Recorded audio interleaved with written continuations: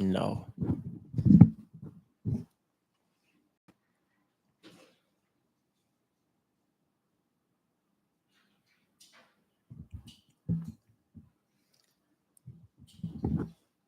I need silence though.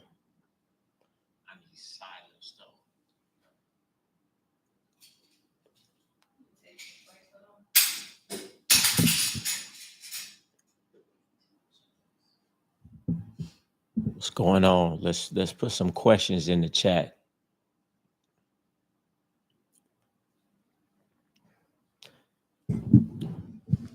Jumping on here. How y'all like my new background right there? Hit the remote for me for the TV. Nah, that one, this one right here. It's over there. Just hit OK.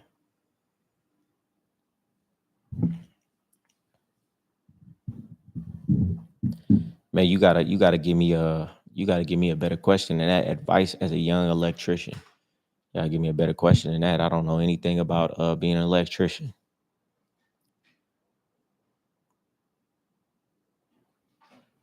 Sacramento. Yes, sir. That's where I'm from. Come on, put some questions in the chat. You know, I was about to leave, but I decided, you know what, I'm gonna jump on real quick. See who on here. See what type of question. Matter of fact, I got some questions earlier from my Instagram. Let me go on here. Do you have any advice for being a truck driver? Nah, man, I don't. The only advice I could give for somebody being a truck driver is, you know, you got a lot of time on the road. I wouldn't be doing nothing but listening to audiobooks, trainings, things to up my skill in different areas so I don't got to be a truck driver the rest of my life. Shit, think about trying to own a truck. Favorite brand of suits? I don't have one. Hey, yo, come in here real quick. Hurry up. I can't see myself.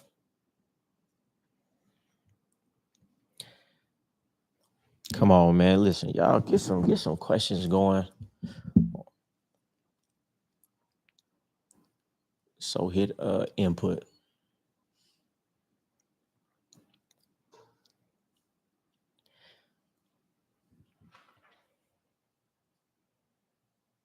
Y'all got to come with some questions. HDMI 1.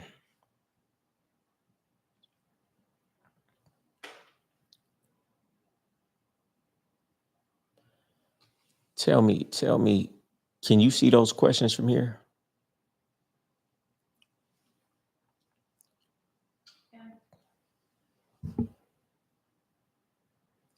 All right, ask me one of the questions.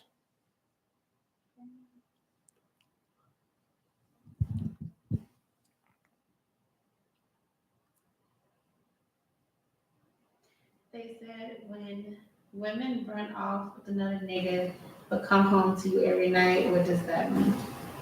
Let me know if y'all can hear her asking the question. She just asked the question out loud. Let me know if y'all can hear her.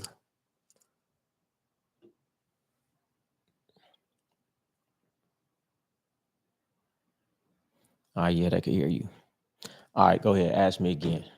When women run off with another nigga but come home to you every night, what does that mean? I mean, that means you a fool. What type of woman is going to be out with another dude all day then be able to come home with me? I don't understand the question. Like, what are we talking about right now? A woman is coming home with you after being with another man all day. How does that work? Give me another question. Any advice on the influence in the world and starting me a podcast and also writing a book? Just need some advice. Man, you don't need advice. You need some action. You just got to start. You'll have the right questions after you start. You don't even know the right questions to ask before you start. You'll ask a whole bunch of questions and get a whole bunch of information, then start, then going through trial and error, have a whole bunch of different questions. It's like people in my fitness program. I say, you're going to start with the macros. You're going to start with trying to do your food. You're going to start with the workouts. And then in a week, you'll have questions. Because you'll sit here on the phone with me for an hour and ask me a bunch of questions that are irrelevant that you're not even going through yet that you think you're going to go through. You have to go through the process and then you'll know the right questions to ask when you run into roadblocks.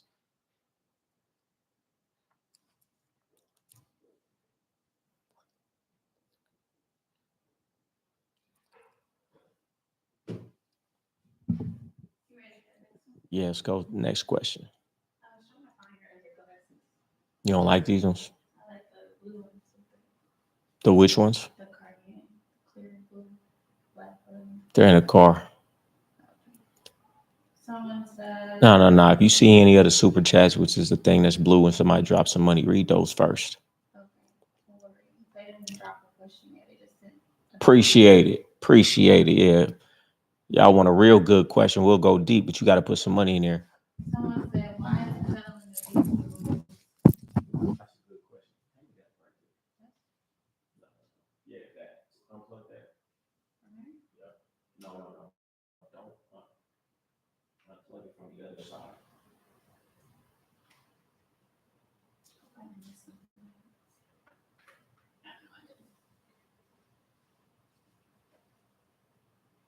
Yeah, hold this steady while I plug this in. Yes.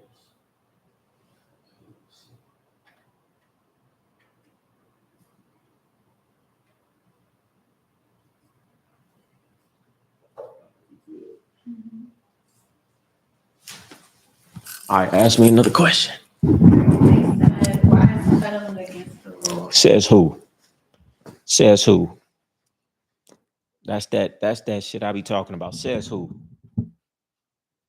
I want to know. You said cuddling is against the rules. What rules and who said? I could give me another question. Someone said, how much time should I give a woman to get with the program? Like, I don't want to keep repeating myself about the things I don't like around me personality wise. Well, personality wise, character traits are something that you're never really going to change, right? You met this woman 20, 25, 30 years old. And her character is so deeply ingrained in who she is, you're not going to be able to change it. So if you don't like some of the core character traits that you see in a woman, I mean, you either got to accept it and say she has enough good qualities that can offset these ones to make it worth it, or just don't waste your time because you're not going to change it. It's things that she does that she's been doing for the past 20 years. It's so ingrained in her subconscious. She don't even know how to change it. And you're not a trained psychologist to even get to the root of these things and change it. And she may not even value, she has to want to change certain character traits. And most of these women don't. They just want to appease you. It has to be something internal inside herself that wants her to change these things for the process to even start to even change. So most of the time, you're just gonna get a woman that tries to act like you want her to act for a long enough period of time, which might work. But understand that's all you're doing. You know, it's better to find women with certain character traits that you already like. Certain things are moldable, certain things are not. If a woman is a liar, if a woman is deceitful, if a woman, internally doesn't have really any moral code and doesn't really feel these certain things that she's doing is wrong, doesn't matter what you say. Deep down inside, she may act on the surface like, oh, she's trying to change, but deep down inside, she doesn't feel that way. And you can't make her feel that way. That's why you have to start looking at character traits of the type of woman that you want and find a woman who already has those base layer character traits. And then you could mold a woman like that. Depending on what you're getting out the situation, right? You know, I'll put up with a whole lot of shit if, if I was, if it was worth it. Is it worth it? Probably not. The next one. Would you rather have loyalty or love? Define it. Define to me what love is. You can't, and everybody you ask will give you a different definition. So I don't want something that's intangible that everybody has a different uh definition for, right? I mean, what is love, man? What is love? You ask 100 people, you'll get 100 different answers, especially from a woman. Hey, give me some loyalty, right? I don't want the love. You get what I'm saying? Because your love ain't real love. Hey man, if you really had real love, guess what? The last dude you was with, you still be with. Why? Because you love him, right? You would have overlooked whatever was transpiring because you really love him. So if you told the last dude you was with that you love him, the dude before that you love him, and you with me now, then what your love mean? It really don't mean much. Now I'm not gonna say that to the woman in that manner, but just because it don't sound good. But at the end of the day, man, we can't put a pin on love. I could put a pin on loyalty. We could define those actions. I could put a pin on respect. We could define those actions. We could put a pin in how you treat me in different ways. So I'm gonna focus on these things. Fuck you mean love. What does that even mean? If you could love me but do all these wrong things, if you could love me and leave me, if you can love me and disrespect me, if you could love me and not put me first, then I don't want it. Consideration is probably the highest level of what people claim love is, right? Consideration. Do you consider me with every action that you do? Right? That's real love. Do you consider how I'm going to feel about it? Do you consider yourself first? Just give me some consideration in every action that you make. Make sure I'm top priority in consideration. Give me that.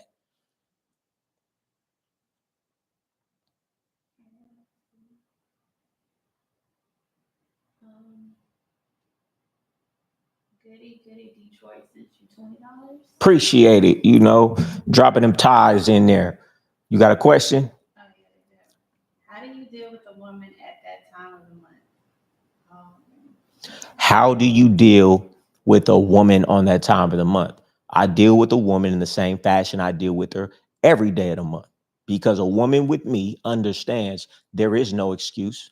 You have no reason to be disrespectful. I don't play that, oh, it's that time of the month. Every woman that I've been with that ever tried that, I let them know there's the door. You get no passes around here.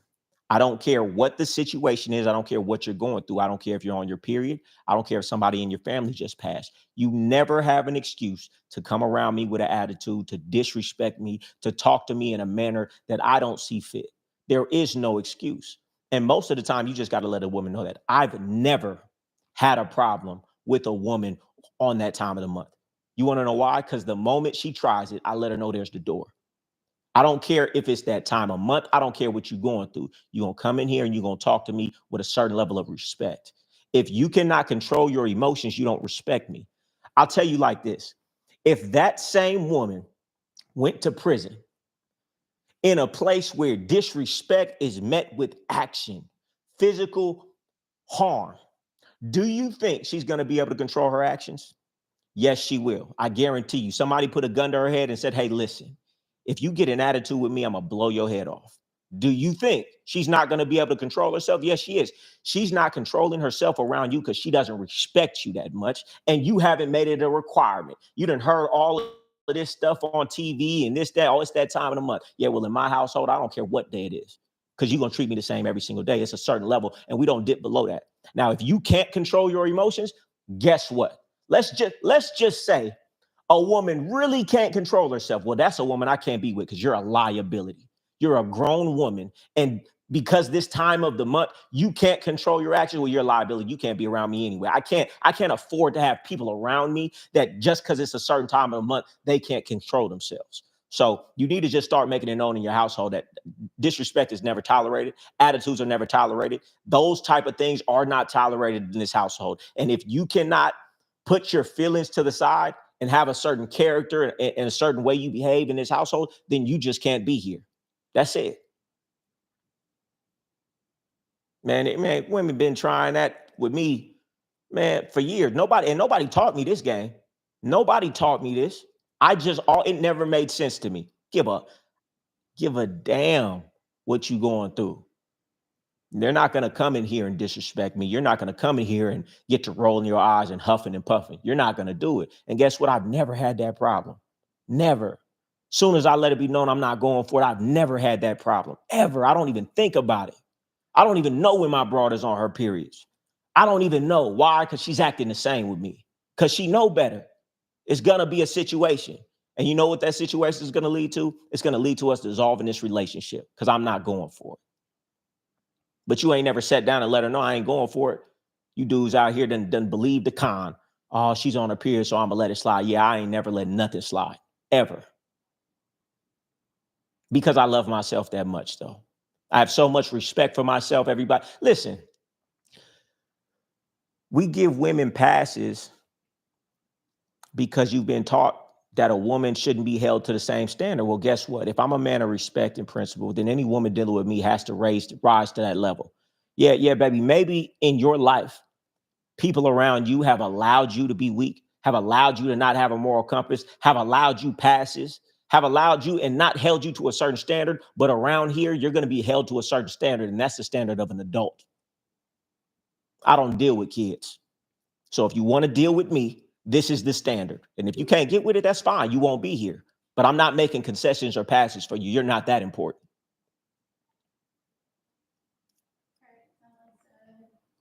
How do you attract a high quality girl? How do you attract a high quality woman? You have to be a high quality individual. Do you even know what that is? Do you even know what that looks like? First off, define what that is, man. High quality to you and high quality to somebody else is two completely different things. What does high quality mean to you? What are those characteristics?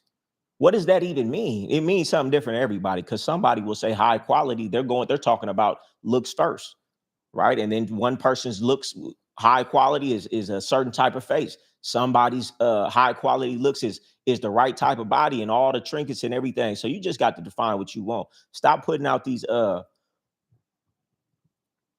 what would you call it? Like these definitions that you heard somewhere. Man, I don't give a damn about high quality. I care about the things I care about. The character, the way she treats me, the way she sees me, how she conducts herself, what her moral code is when nobody's looking. You understand me? So it's these type of things. What do you like? That's all you should be worried about. High quality to you is what you like.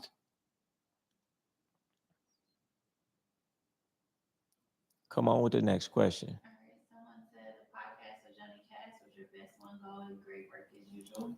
Appreciate it, man. Yeah, I really feel like that. You know, Johnny Cash got a whole hell of a lot of game, and you know, we ain't even scratched the surface with that one.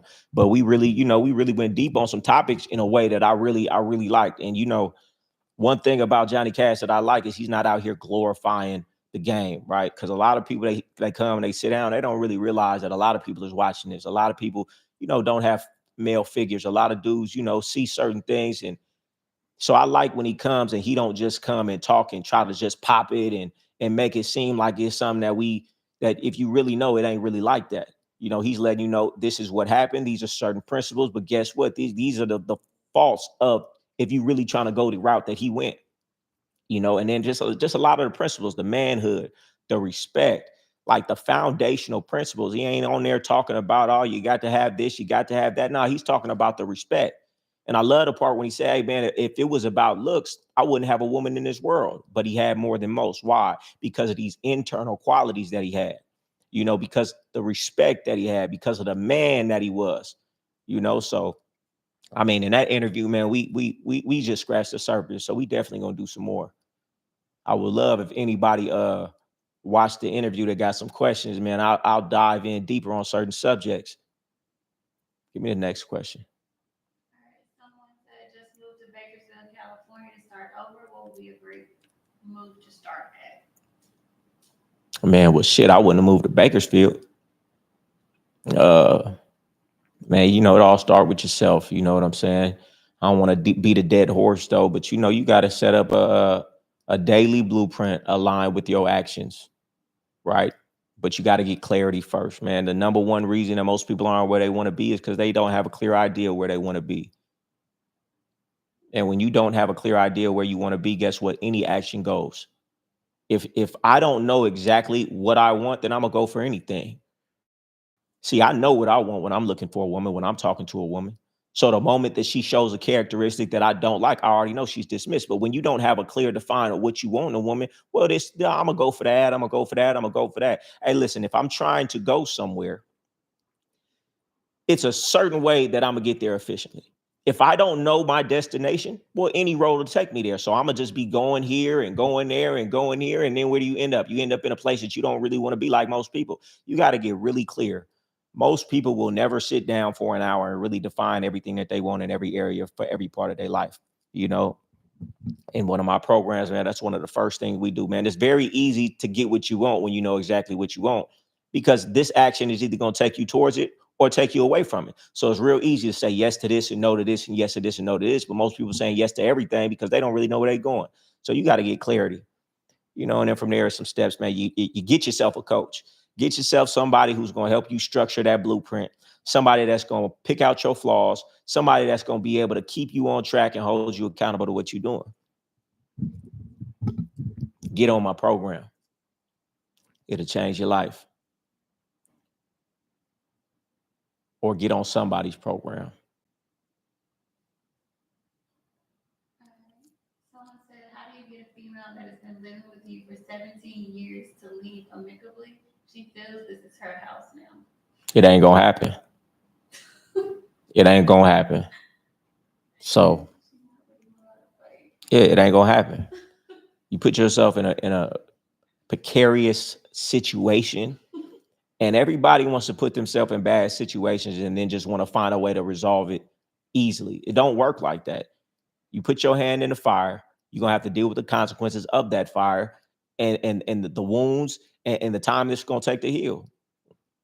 So you just gonna have to go through it. Everybody always looking for the easy way. No, you just go the way that you need to go. She need to leave. All right, well, it's gonna be a problem. It's gonna be a problem. See, what you were supposed to do is come to me way before it even got to 17 years. You're supposed to put provisions in place early on so it don't get like that. All I'm gonna say is be careful. Woman scorn. She been with you for 17 years. Ain't no telling what dirt she might got on you. Okay, that's good. How do you get them to leave after you broke up? I don't know. Yeah, I don't understand that. Tell her to go. Tell her to leave. Is she on a lease? Is she not on a lease? Man, shit, move out. You move out then. You know? If she ain't, go ahead. They said, what's your Cash App name? A few people asked. Go to goldieratio.com, and it's the first link on the page. Now I'm gonna be looking for a Cash App. Don't be coming in here just saying this and that and the third. You know, you say you're gonna send something, man. I'm gonna be checking on it. Someone said, how do you keep going and filling your time to make the most out of it? Although sometimes you feel lost and don't know what next steps to take. Read it again. How do you keep going and filling the time in your time to make the most out of it? Although sometimes you feel lost and don't know what next steps to take. I mean, listen, that's a part of it. That's life. You're never gonna have everything figured out. Nobody has everything figured out. Along the path, you're gonna figure more out as you go. But you know what beats that feeling of not knowing is action. Whenever you're taking action towards what you want, that feeling is gonna subside a little bit. But no, you never gonna know exactly the right path. I mean, maybe if you got a mentor or something, but you're never gonna know the exact right path and exact right things to do at all times. It just don't work like that. Life don't work like that. So if you're looking for that, stop it. So next time you start feeling like that, don't feel so bad. Understand that's how you're gonna feel, majority of the time. They want your Cash App thing linked on here. How do you do that? I'm gonna send it to you, and then you can put it in there, type it in there. Okay, someone said, what did you think about the book Thinking Fast and Slow? I thought it was good. I thought it was just understanding how your mind works, how your mind comes to conclusions. So if you're not slowing down to think about what you're thinking about, you'll make some very costly assumptions. And that's what a lot of people do. Because what is the book about? It's about how our mind automates processes to free up RAM. So we're always making assumptions, snap judgments, and things that are not necessarily true, because we're just that's how our brain is wired. So to stop, slow down, and actually think about what's going on, you might make some better decisions.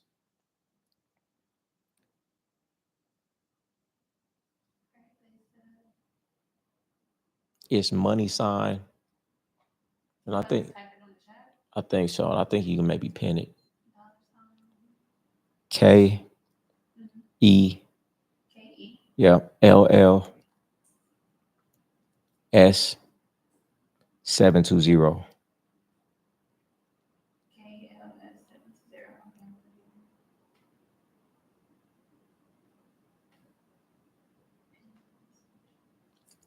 All right, I've done that. Someone gave you $2 for elevation media, Appreciate it. and they said, "What was your process of breaking bad habits?" What was my process of breaking bad habits? Creating good habits. You know, they say you don't really, you can't just stop doing something. You have to replace it with something. So, I mean, we shouldn't talk in theory, man. What's your bad habit that you're trying to break? So I got a lot of guys that I coach, and one dude recently, he stopped smoking weed. He said it's the best thing that ever happened in his life, but he was talking about how he replaced smoking with the gym, and now he's like addicted to the gym, a guy who's never really worked out like that in his life. So trade your bad habits for good positive habits. You get what I'm saying? So if you got a bad habit, try to replace it with a good, better habit. I mean, you looking for an easy answer, it ain't one. You got to want something different more, or you just gonna stay doing what you're doing. That's really what it is. You got to see. I learned this a long time ago. See, when I was younger, my mom, she used to have a bunch of Les Brown tapes and Tony Robbins tapes, and I can remember a long time ago, it was talking about future projecting, like how do you change, right? You could use two things. You could want something very badly, or you can hate something very badly, and I feel like most people need that. So what he would say is you have to project into the future. If I keep doing this action, project 5, 10 years, like, okay, I need to stop eating bad, right? So then when you're about to eat that burger, yeah, that burger may not do nothing to you now, but you have to project into the future. 10 years in the future, I'm not gonna be able to go to my daughter's wedding because I'm gonna be dead by a heart attack. Or my wife is gonna leave me because I'm look fat and disgusting. Right. So you want to project into the future what this bad habit, what type of life you're gonna have. So you get to that point, that pain point, right? Because that's what most people need to change. So instead of hitting rock bottom and then life forcing you, you can just future project in your mind to that terrible point. If you compound interest, that bad habit and what your life is going to be, feel that pain, and that'll help you stop doing the bad action. It's just you got to have different methods. Couple that with visualizing a great future if you do the opposite of it and things of that nature. But man, what works for most people, they say you'll run faster away from danger than you will towards something that you want. So I feel like most people burning desire, yeah, that's good, but you really want to have a burning desire to get away from where you at right now, hate and despise who you are and the things you're doing right now, and that'll probably help you stop that bad habit, right? If you're smoking cigarettes, right, you want to stop that bad habit, man, just project into the future you having lung cancer. Go watch some on TV about people who have died of lung cancer and what it's going to be like with your family having to come see you in the hospital and you're breathing on a ventilator. Just come up with the worst possible scenario if you continue the path that you on and make it painful. That's one way. Next question.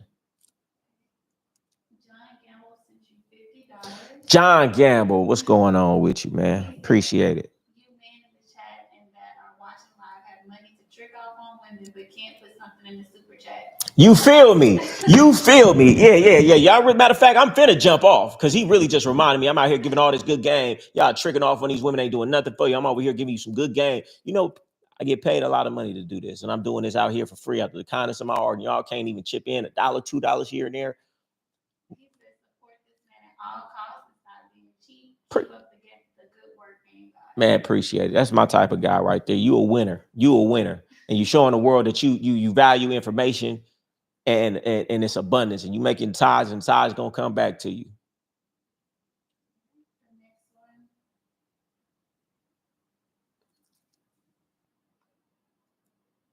"I've been with my baby mom for 10 years and I'm scared to leave her with my autistic son. She's not as good as a disciplinary to him as needed. What do I do?"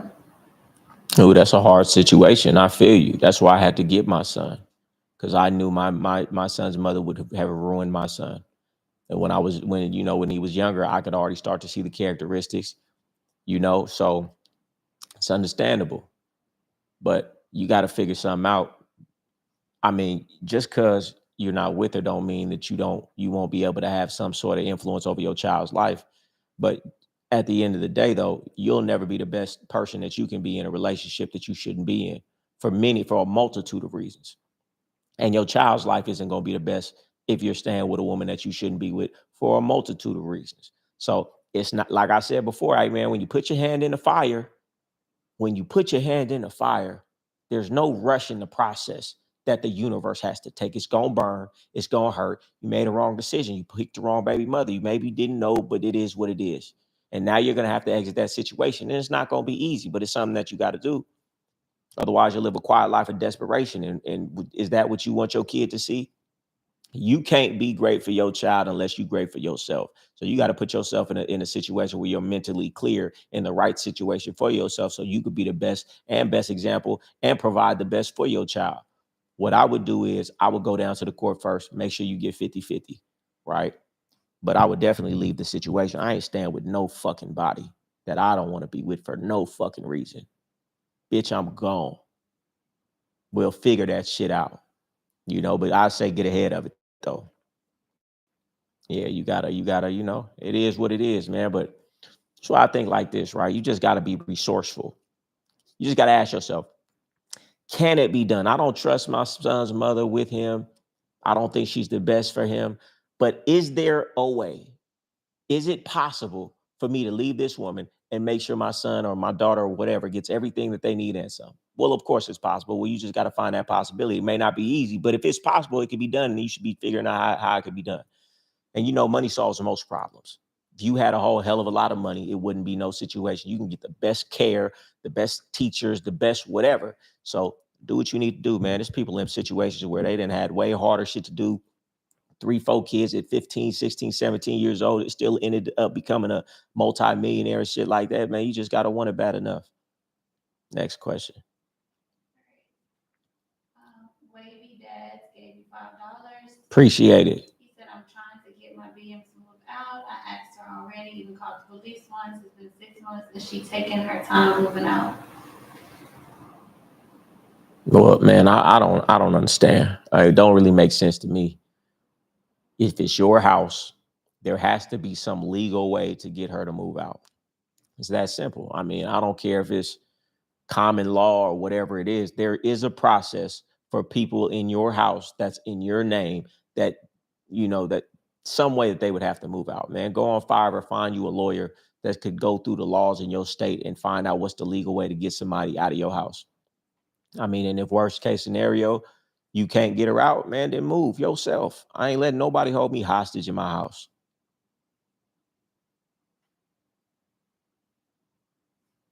Choose wisely.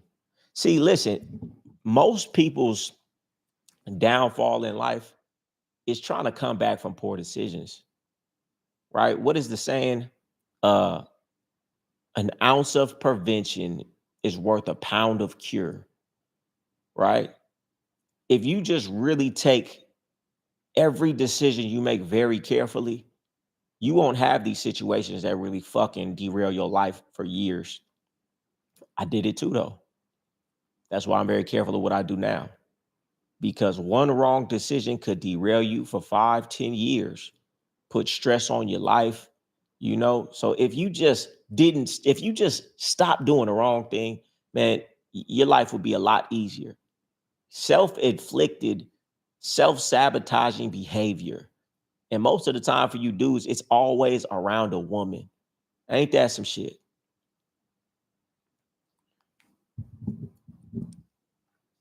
Someone said, at what point do you start spending money on your girl?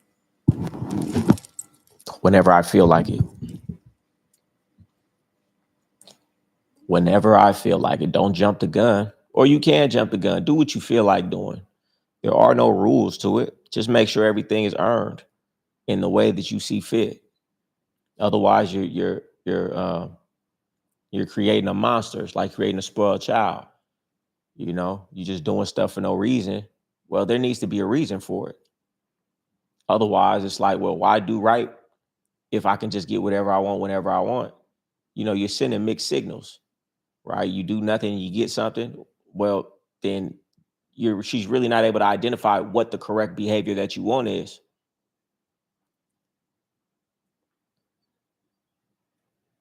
And I would say this, man, your presence should be the biggest gift. Your presence should be, because I'm gonna tell you what too. A woman could actually like you, but if you always giving her something with your hand, she gonna fall in love with your hand. And then when you take the hand away, it's gonna feel like a loss. So it could be a woman who's genuinely interested in you and genuinely likes you, but you're over here doing all of these things that give her great feelings. Well, now she likes that. And then when you stop, if you ever stop doing it, she's gonna feel like it's a loss, rather if you never did it from the jump. I would always make my time with her the most important thing. You know what I'm saying? Otherwise, it's a dangerous game. You're gonna set a pace that you're gonna have to keep up, rather than you teach a woman with the value. If she gets your time and your energy, and you do nice things, with her with your time, and she values that, then she'll get those same feelings she'll get from a gift when she gets to get that time with you. But instead, you want to give her something instead. Well, then that's what she's going to be trained to like. And now that's the new standard. Now, when you don't do it, it's like, well, what's up? What's going on? I'm feeling away because you ain't been doing it.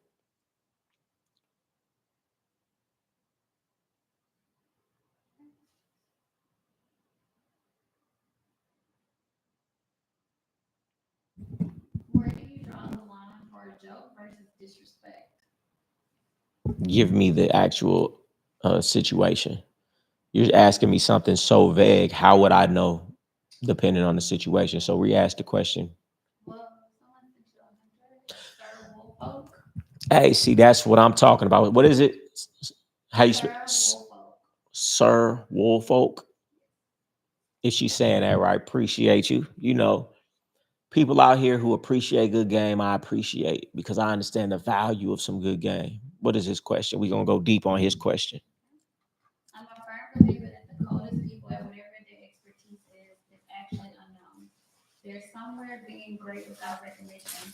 What was the last straw that broke the camel's back that made you say, fuck it, let me get on the internet? Oh, that's a great question. Let's break down the first part of his question first, though. What did he say? The first part. I'm a firm believer that the coldest people at whatever their expertise is actually unknown. They're somewhere being great without recognition. What was the last straw that broke the camel's back that made you say, fuck it, let me get on the internet? How did I get it? I mean, somewhat yes and no. LeBron, Kobe, Michael Jordan, some of the greatest at their craft. We know who they are, right? Some of the greatest artists, Michelangelo, Picasso. We know who they are, right?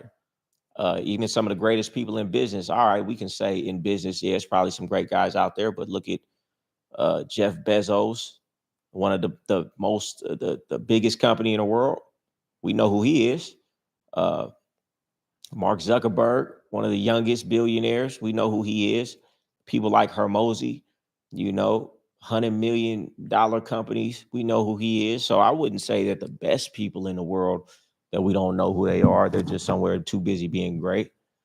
But yeah, it's a lot of great people who we don't know, you know.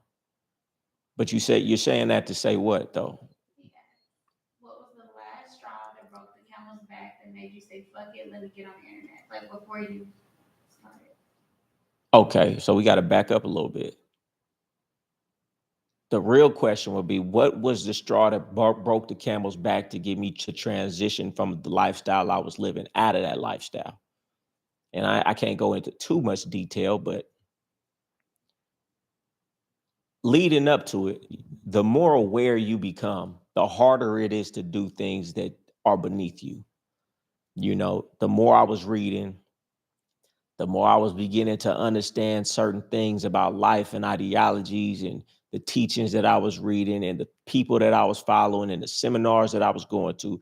It was very hard for me to stay in this low vibrational field of plane when when I started to know better. See, some people don't know better, but I knew better. And it was becoming very hard to like cognitive dissonance. I knew what I was doing was beneath me. I knew what was to come. But at the same time, I tried not to listen to that voice because I understood the more I think about that, it makes me hard to do what I do, man. It's hard to do wrong when you know better. When you don't know no better, you can go hard at going wrong. But when you start to know better, it is very hard to be good at something that you know is not, that you know better to do. And then to have other people who are following you do the same thing. So it was a culmination of all of that.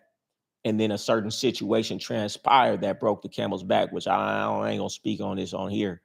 I be seeing all these dudes on these fucking podcasts talking too much. I ain't doing that. But it was a situation that transpired that put me in a very precarious situation. And I told myself, I said, God, if you get me out of this, if you get me out of this situation, I ain't playing with this shit no more. I'm no longer going to put myself in a position where my freedom is not in my hands, where my destiny is not in my hands. Long story short, by the grace of God, that situation passed. And like all people do, once you out of the fire, you like, oh, well, shit, I know what I said, God, but, you know, and then, I tried to do a few things. But anyway, fast forward to your question.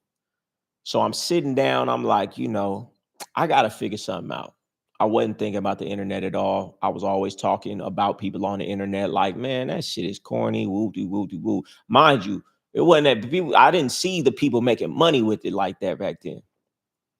But anyway, I'm just going through my transition. I'm trying to find out what I want to do. I'm trying to find out what I need to be doing. I'm getting on my health kick. And, I'm cutting out all the vices. I'm reading a lot more. I'm really going deep on the inner work. I'm really building myself from the bottom to the top, with the mentors that I had, the business mentors I was starting to have, the personal development mentors I was starting to have. And I was really just doing the work, trying to figure things out.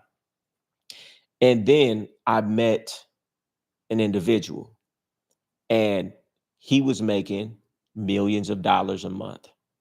And that's really all it took for me to see that and say, ain't no way you living better than anybody I've ever met, making videos online. I said, all right, bet I'm finna take a crack at this. And it was really that simple. That's why I think it's important to get around people doing more than you, because it makes it feel like it's possible. You can meet somebody, or you can see somebody online like Kai Sanat, and you be like, okay, but it may not feel real to you. But getting in the presence of somebody who is actually doing something and you're seeing in real time the money that they're making makes you feel like it's possible. So that's what it was, and then it was a mentor. And I went through his program, and he was just showing and talking about it, and he was going through the process, and he was showing the process, and that was it. I was like, man, I'm gonna take a crack at this. I'm gonna put 365 days into this content shit and see what the fuck I can do. And that was it. But I went through the backstory because it was a lot that led up to that. I went through a whole lot of different things and transitions before I even got to that point. And then, I was doing the content. The first when I started the content, I was really just talking about the things that I was going through to keep my mental proper, and the working out and the macros and everything that was keeping me sane in this transition, mentally strong. So at that time, I was really into that because that's what was keeping me sane in this transition of a life that I was living for so long into the unknown, into something else. It was the working out, it was the reading, it was the cutting of vices, it was the reading, it was the meditation, it was these things. And so that's what I was preaching. And then slowly but surely, I just started dropping the gems of things that I didn't even realize people needed to hear, you know, just, about women and things of that nature. And then once I saw people took a liking to that, I started leaning into that a little bit more. So I kind of roundabout way answered your question. Because you dropped 100, man, if you got another question to add on to that, I'll answer that too. Someone said, they said they can't hear me asking the questions. I would have you sit here, but then you're not going to be able to see because that computer is connected. I'll have to figure it out one day. Someone said, mind you said what you think of.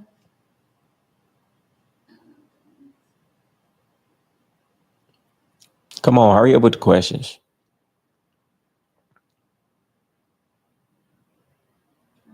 Come on, this whole time I was talking, you didn't think to look at another question.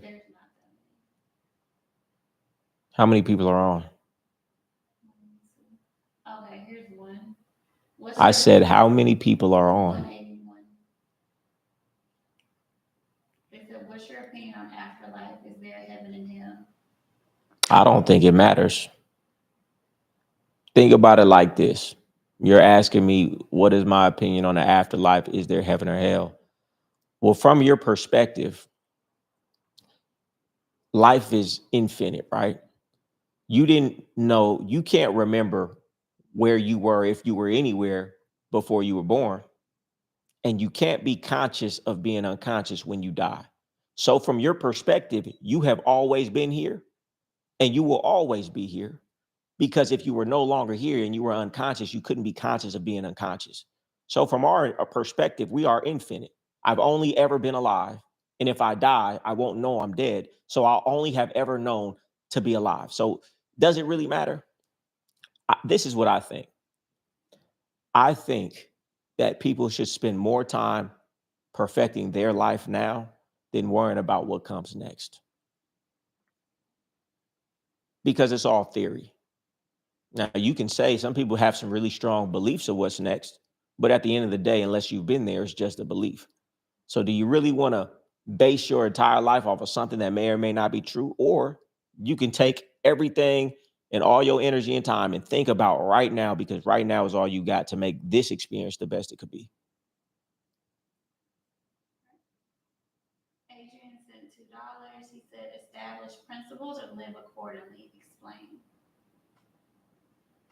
Establish principles and live accordingly. Or live accordingly. Explain. I guess he's asking like either or. He said he's asking an either or. Yeah, because he said establish principles or live accordingly. Write another comment to explain what you're really asking me. I don't know how to pronounce it. Quasar444 said thank you for the game. Greatly appreciate it. Need it. Keep doing God's work. He sent $5. Appreciate it. And Rory Kane sent $20. Appreciate it. He said, what has consistently worked for you when fundraising for your businesses? I've never fundraised for my business. I've only gotten loans, business credit.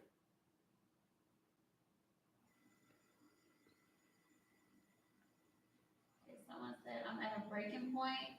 A brother is so broke, but in my certification courses, I'm excelling. You add in that game, I need to be faithful in myself.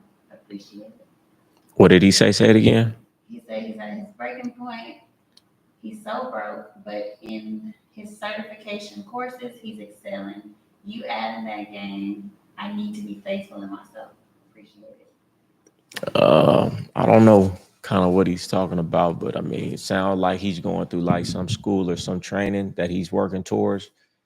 I don't know. Maybe you're broke in the meantime because you're focusing all your time and attention on that, and one day that will actually be where you get your income from. I don't know. I remember when I was younger. I think I was 16 years old, and it was a guy who worked at the grocery store that I bag groceries at, and he was working as a cashier and going to school at night. And he was doing that. He had this little bucket. And he was just all he did. He went to work at this job that he hated, then would go to school at night because he was trying to become a professor. Years later, right? I was working there at 16. By the time I was like 21, I wouldn't try to enroll in community college. He was a professor there. So, shit worked out for him because he stayed down, So, hey, man. So Serval Folk, he came back and said, when you come into Nairobi, Kenya, I know you be in Dubai, but Kenya is where it's at. Man, I heard. I'm definitely making a trip to Africa. So stay tuned. I'm gonna do that soon. Okay, the other guy that sent Adrian that sent $2. He said it's a quote. Pimpin' Ken said, "Establish principles or forever live accordingly." He wants you to expand on it. Well, you'll have to ask Pimpin' Ken about that quote because I have heard it, and I want to say I've heard him say it. but I'm not exactly sure what that means. It says establish principles or forever move accordingly. Live accordingly. I don't know if you're saying it right. Is it establish principles and forever move accordingly? I think that's what the quote is. And that just means make sure you establish principles and live by those principles.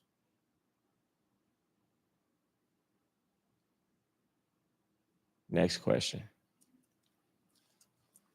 So what's the coldest game a shawty ever ran on you? And what did you learn from it? The coldest game a woman's ever ran on me. Let me think. And what did you learn from it?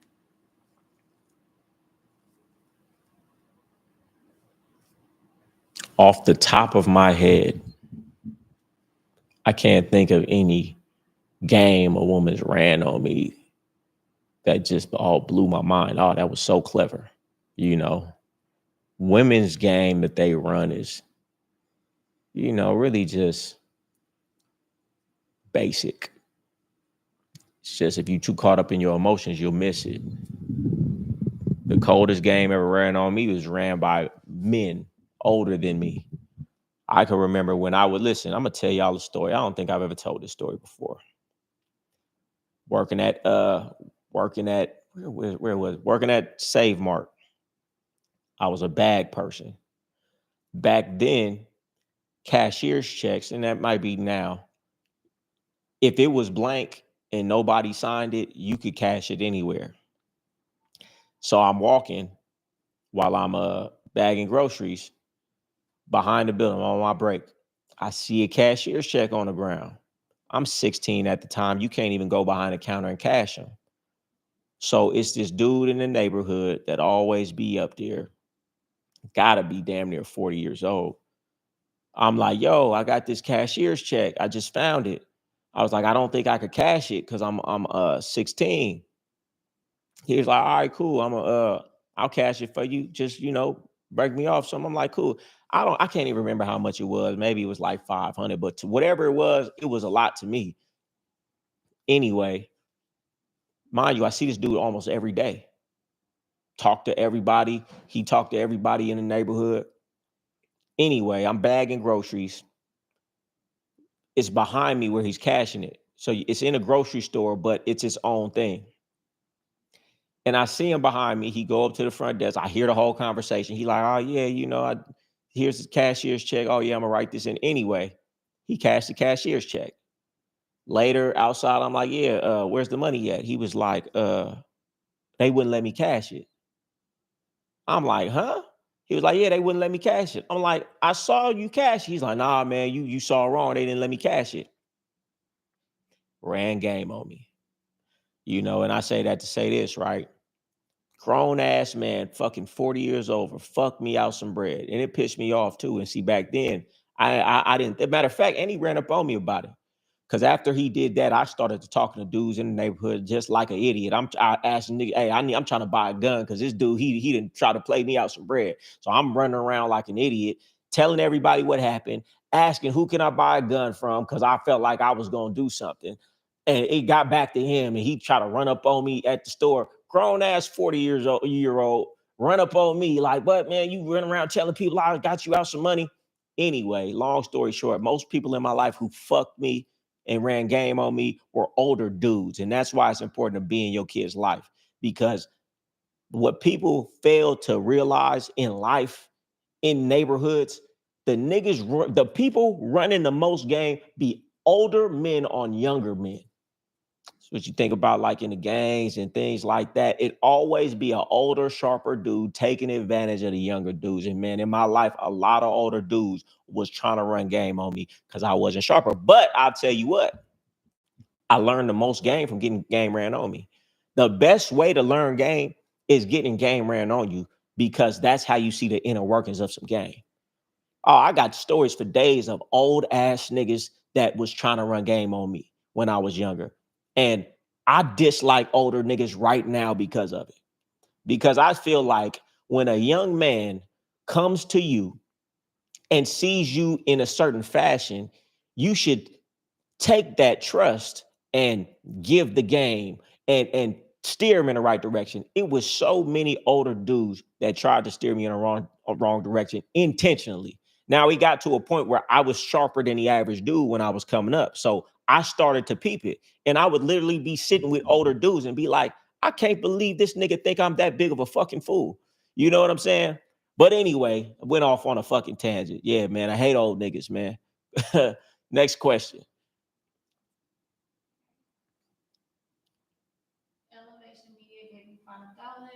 He said I have joint custody of my 3-year-old. I live in. Oh, hold on. Matter of fact, let me tell you a story about how an old nigga knocked me for my bitch. Right?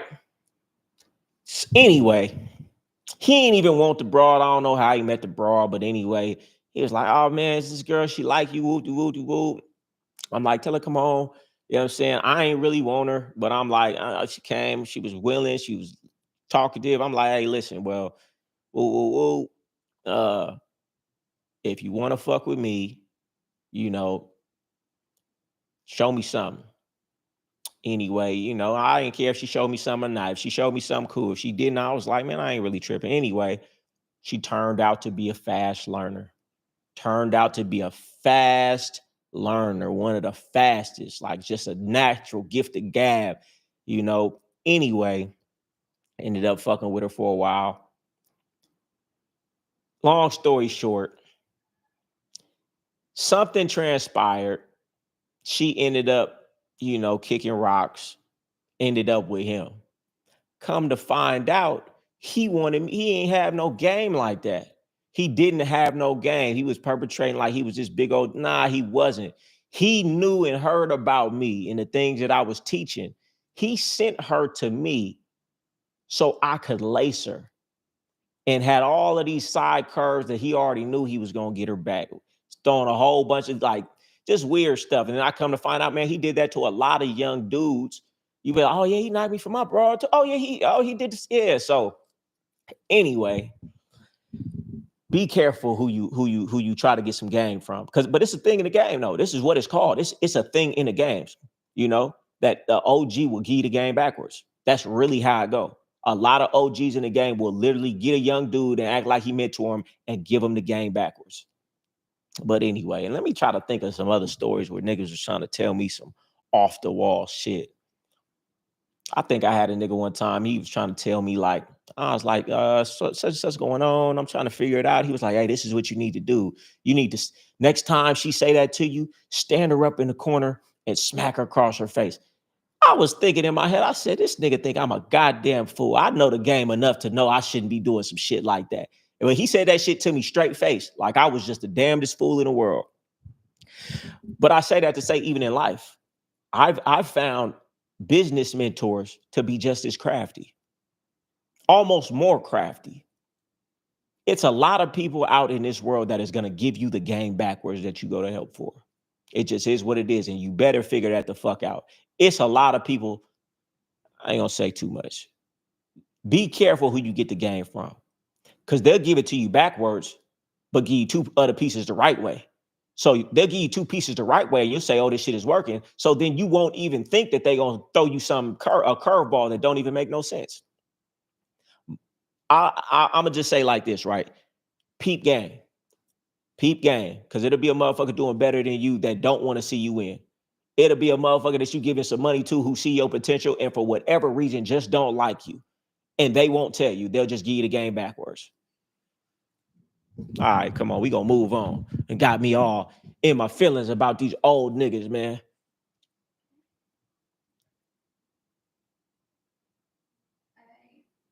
Someone said how to deal with flaky women. Oh man, that's a self-explanatory question, man. If she's flaking, she don't like you the way she need to like you for you to fuck with her. Just go find another one, man. You got to be building your roster. You got to have multiple on deck. See, you supposed to be going from one woman to the next woman to the next woman. And even when you catch one, you stay working like you ain't got none. Why? Because you know, statistically speaking, she probably gonna fall off. The only reason you worried about a woman flaking is because that's the only woman you working on. If you had 2, 3 other women you was working on and she flaked, you wouldn't even notice it, would you? Someone said I have joint custody of my 3-year-old. I live in CLT, but I want to move to Miami once my business scales. As a father, how would you navigate that? I would just do it. You got to go to where you need to go. You got to go to where the connections are. You got to go to where the opportunity is. Certain places, man, you're just never going to win, no matter how hard you try.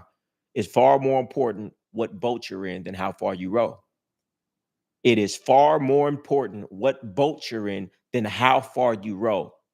And if people prioritize being in the right boat, being around the right people, being in the right business model, business structure, industry, over how hard they work, and they would get a lot further. And I could go deep on that for an hour, but I won't. Just trust me. Some things just trust me.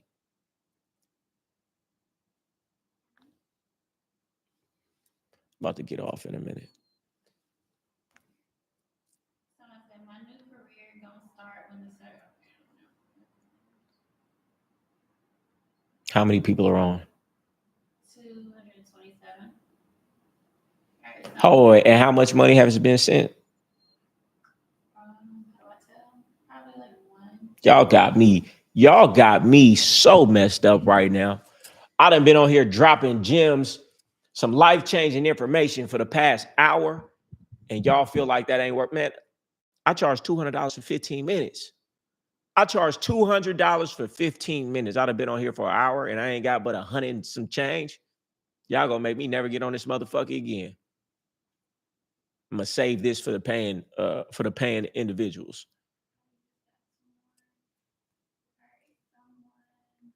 Since you €10, Appreciate it.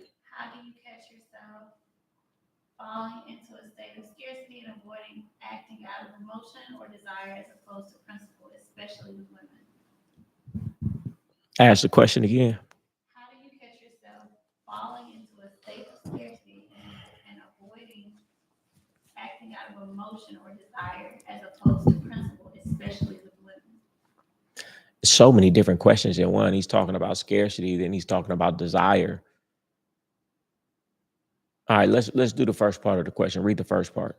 How do you catch yourself falling into a state of scarcity and avoid acting out of emotion? All right, stop there. Well, you just have to control your mind, right? And I always talk about things to control my state. Number one, I'd say, man, just make sure you never contemplate your life in a low state, in the wrong state. Otherwise, you're going to feel like everything's falling apart. So the number one thing is identify what state you're in. If you're identifying yourself in a lack mind state, in a scarcity mind state, once you identify it, number one, I'm not going to contemplate my life right now because obviously I'm not in the right state to see solutions, to see the positive in it. So immediately what I want to do is I need to raise my frequency. I got to get into a better state, right? And how do you do that? Well, I have tools. Go to the gym, go for a run, go drop down and do 50 burpees.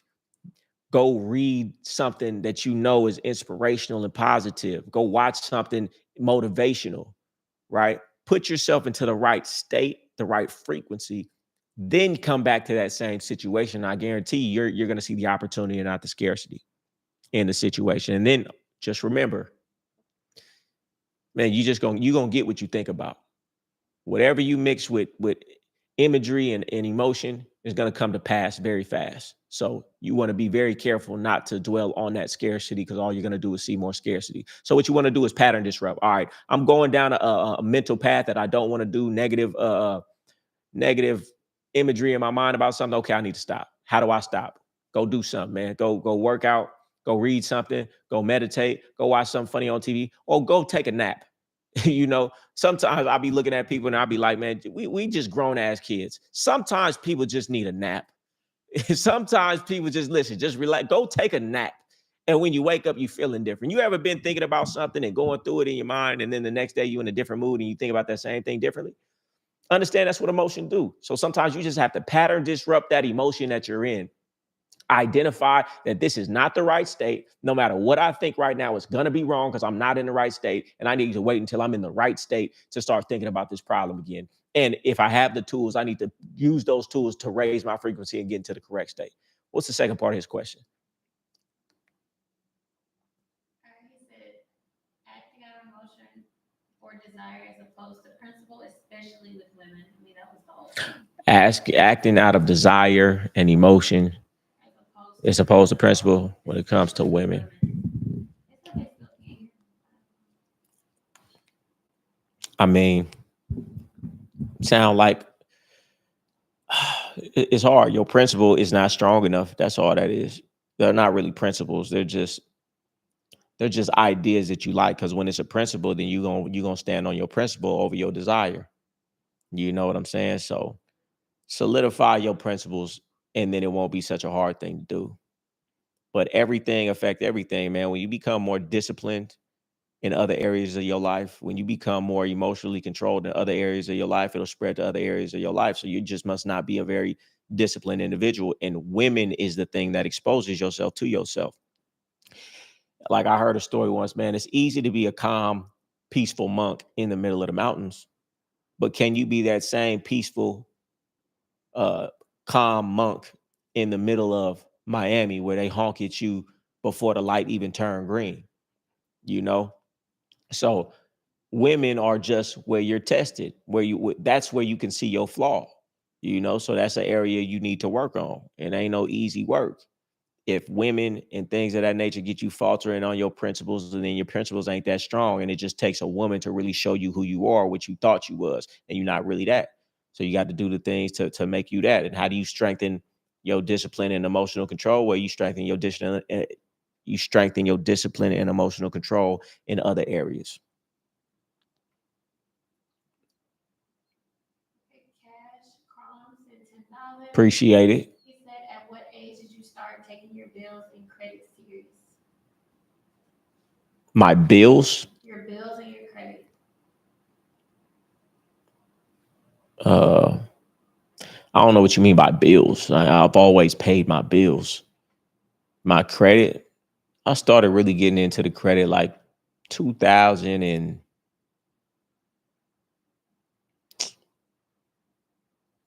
I don't know, probably when I was like 28, 29. I mean, I feel like get your credit right, yes.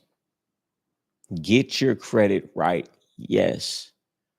But I don't understand what these people think and putting so much weight on get your credit right, yes. Let me put this delicately, right? Get your credit right. But even if you get your credit right, what are you going to do with it? What are you going to like? A lot of people who ain't even business savvy don't even got an idea for a business. If they started a business, they'd fail that business. Don't even got no skills in business. Don't even know how to start a business. Ain't never started a business. Ain't never did nothing successful. Think you just finna get, okay, you get 250,000 for a business. You're still probably going to fail that business because you have no type of business acumen. Credit is important, yes. But you also have to develop the skills that it takes to run a business, understand the business that you're getting into and things of that nature, right? So I'll tell you this too, man. I was always the type of nigga, man. I don't give a fuck about my credit. I don't give a fuck about no bills. I don't give a fuck about no credit card debt. You're not gonna stress me out about some shit like that. Me and my friend, he's locked up to this day. One of my best friends when I was coming up. I haven't spoken to him in a long time. We just went different paths, but we had a thing when we was younger. If a nigga ain't gonna come kill me about it, and the police ain't gonna come get me about it and take me to prison about it, I don't give a fuck, and I'm not gonna stress about it. And there's a lot of people out here stressing about some credit card debt, stressing about their credit. How the fuck you gonna stress me out about some shit that's not even real? You do realize that shit is not even real, right? But I'm putting physical stress, mental stress on my body about some shit that's technically not even real. It's a construct. It ain't happening. I'm not tripping off no shit like that. I'm only gonna trip off some real shit. Now, yes, you want to get that shit together. You do. But what I'm not gonna do is trip on it. You can call me 100 times about some bills that I got. I'm not gonna trip on that unless you gonna come here about it, unless I'm gonna go to jail about it. You need all the mental clarity you can to be successful in life. So don't be tripping off some shit that you can't, that it ain't time to trip on. Hey, sometimes in life, hey man, yeah, you got the You got some bills, you got some student loans, that you behind on, you got some credit card debts you behind on. Yeah, your credit ain't looking good, right? But right now ain't the time to work on that or focus on it. And if you ain't gonna work on it or focus on it, why stress on it? It's just ruining your day to day for other things you got going on. Whenever you have an emotion, it's a chemical that goes off in your body. They say the human body is one of the most, what did he say? The human body is one of the most complex and greatest chemical factories on the planet. Whenever you have a feeling, an emotion, there's a chemical that's going on in your body, whether you're mad, whether you're sad, whether you're happy, whether you having sex, all of that. So you will literally poison yourself every time you thinking about some bills. Fuck them bills. Fuck them credit card people. Fuck all that. If you ain't finna come kill me about it, you ain't gonna come see me about it, you ain't gonna take me to jail about it, I'm not tripping on it. I'm gonna trip on some shit I need to be tripping on, which ain't that. Which that's the last thing on my mind. So I should adopt that. But other than that, yeah, I mean, yeah, of course, man, get your credit right. Ain't that hard, don't cost that much. Get your credit right. But it's a lot of things that you people need to be getting right before you get your credit. You think the credit's gonna be the end all be all. You ain't even right yourself.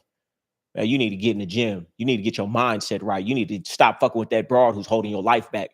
You need to go start reading more. You need to start knowing who you are. You need to get some clarity. You need to meditate.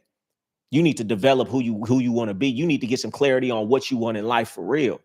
You're just gonna get some money and go down the wrong path because you ain't even adopted or thought about what you really want. There's a lot of things that you should do before you get your credit right. And I ain't talking about monetary. I'm talking about personal development wise. Shit, if I could go back in time and knew what I knew now about personal development and how when you change, everything changed and developing yourself is the most important part, I would have got a $50,000 loan on a credit card to just be able to pay my bills for a year. And I would have did nothing but work on myself, work on my body, work on my skills, work on speaking. Because I understand how valuable it is when you become the right man that everything you touch turns to gold. Y'all keep looking for what's going to be easy because you're not that. When you become that, everything you touch is easy because you have all the skills, the consistency, the discipline, the habits to make anything you touch work. Then you ain't got to go and search for the thing that's working right now because you know the man that I am is going to make whatever I want to do work. That kind of don't even answer your question. I went off on a tangent, but next question. I'm about to jump off in a second. What's more valuable, having one solid shorty or a roster? Come on, man. That's not even a good question. Having one solid shorty or a roster. I don't know. How valuable is the one girl versus how valuable is the roster? One woman could be better than 5 women. Or 5 women could be better than 1 woman, depending on the women. Elevation Media sent another $5. He said no more questions right now. I just appreciate the game. I'll be investing with you soon. Appreciate it. Right. Here's one. They said if you hit a financial roadblock and your girl starts to expect more out of you, her friends in her ear, how do you explain that she should stay down? She got a new job. Fuck out of here, man. I ain't explaining to no broad. Oh, you should stay down. So you're trying to tell her why she needs to stay down? That's what he's asking. He said, how do you explain that she should stay down? I ain't explaining shit. She don't want to stay down. She don't need to stay down. Fuck, I'm gonna try to explain to you. You should stay down. Bitch, fuck you. You don't want to be here. Don't be here. Man, why you so worried about the broad, man? I don't get it. This is why personal development is so important in life. I am never looking for something outside of myself. Broad don't want to be here. She ain't got to be here. I would never convince a broad to stay here. I mean, unless it was a multimillionaire and I was really just milking on the broad, but then that's all game anyway. I'm just playing for the bread. But I would never convince a woman why she should stay down. If she don't see the value in stay down, don't stay down. I've never had to tell a woman to stay down. Woman gonna stay down. It's not even a question because a woman dealing with me, she with me for me. So if I was broke with a woman, I think I said this last time I was on live. Man, when I was younger, I was broke and still had women. Me and my woman would drive up to the beach, sleep in the car because we couldn't even afford a motel. And it was no complaints, no whining, no complaining, no, you a broke ass. No, none of that. None of that. It just was what it was. So if you got to convince a woman to stay down with you, man, that ain't the woman for you, man. Fuck her, get another one. And not even get another one, man. Fuck the bitch, fuck bitches in general. Get yourself right, get your money right, get yourself in a solid position. That should be the most important thing. See, I don't need nobody. And you should feel like that too. You was born alone, you die alone. Guess what? And you'll have the right people around you when you feel like that. As long as you need somebody, you're at their discretion of how they want to treat you. I'm gonna tell y'all a story, right? It's a young lady when I was coming up. I don't know how I'm gonna tell this story. I'm gonna tell it though. I was young, right? You know, me and my younger brother, we were doing a whole lot of things out in the neighborhood. I get a call from my brother. He says, I'm at your sister's house. The police is outside this door. I'm in the bathroom. I'm acting like this is my house. Something happened at school. They went to my phone. They're trying to go to the house. I don't know how long I could stall, right? My heart drops. Inside our house at the time, there's certain things in there. Anyway, I'm about 3 miles away. I ain't got no car. I have a car, but it's at the house. I'm with some little chick I'm with. I tell her what happens. She was like, we need to get back to the house. I said, they're at my sister's house, which is literally a couple blocks away from my house. They're going to find out very soon that he doesn't live there, and they're going to get the information of where he actually lives at my house. So I'm panicking. I got two things on my mind. I said, two things going to happen. Either I can try to make it to the house and maybe get rid of some of the stuff that was in there, or I could just hurry up and just get on the run right now, because if they go to that house, it's a wrap. Anyway, so me and my girl at the time, she was like, well, we need to get there. We need to start running. You know, we like 3-4 miles away. She literally get with me and we start running. We pass by this high school. She ends up seeing her friend in the car. Her friend got like 4 kids. We jump in the car, has her pull over. Meanwhile, she driving hella slow. We trying to tell her, listen, this is important. Meanwhile, she driving like Miss Daisy. My brother called me again. He like, man, we about to go to the house, man. They know that I don't live here no more. We going to the house. We driving down the street. I get to the house. Immediately, I'm going in the house. Me and my girl going upstairs, grabbing stuff, coming back, throwing it in the car. Up and down, up and down, up and down, up and down. For like, I can't even remember how long. Adrenaline was pumping. Up and down, just grabbing stuff, throwing it in the car, grabbing stuff, throwing it in the car, knowing that the police about to be coming any second. Literally close the trunk, get in the car, driving out. As we're driving out, police is driving in with my brother. I look at him, the police look at me. As soon as I hit the corner, boom. Long story short, you see how down that woman was? I didn't have no money at the time. I didn't have to tell her, hey, we need to do this. She wanted to go back up and downstairs with me. She was handling business faster than I was handling business. She was more on it than I was on it. She was more there for me than as much as I was. She cared about me and my freedom as much as I cared about it, if not a little bit more. Because she was the one that was like, nah, don't go on a run. We should try to go back to the house right now and try to clean that stuff up. I just say that to say, man, you got to fuck with bitches who fuck with you for real. You know, I've always fucked with women who fuck with me for real.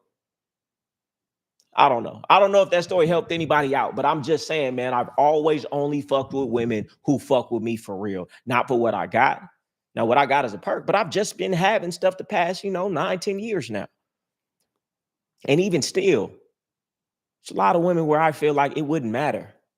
Now, can we really say that? Who knows? But it ain't like I'm out here giving women this and that. All I'm saying is, man, fuck with women who fuck with you. Stop fucking with women who fucking with you because of where you at in life. And you wouldn't even have that question. Next question. I keep going off on tangents that I don't even know if it got anything to do with with your questions. All right, takes by mod and $50 if they learn so much game. Appreciate it, man. I'm dropping gems if y'all are willing to pick them up. Deshaun Williams said, what do you do if you have a valuable woman, but she's applying pressure about her biological clock?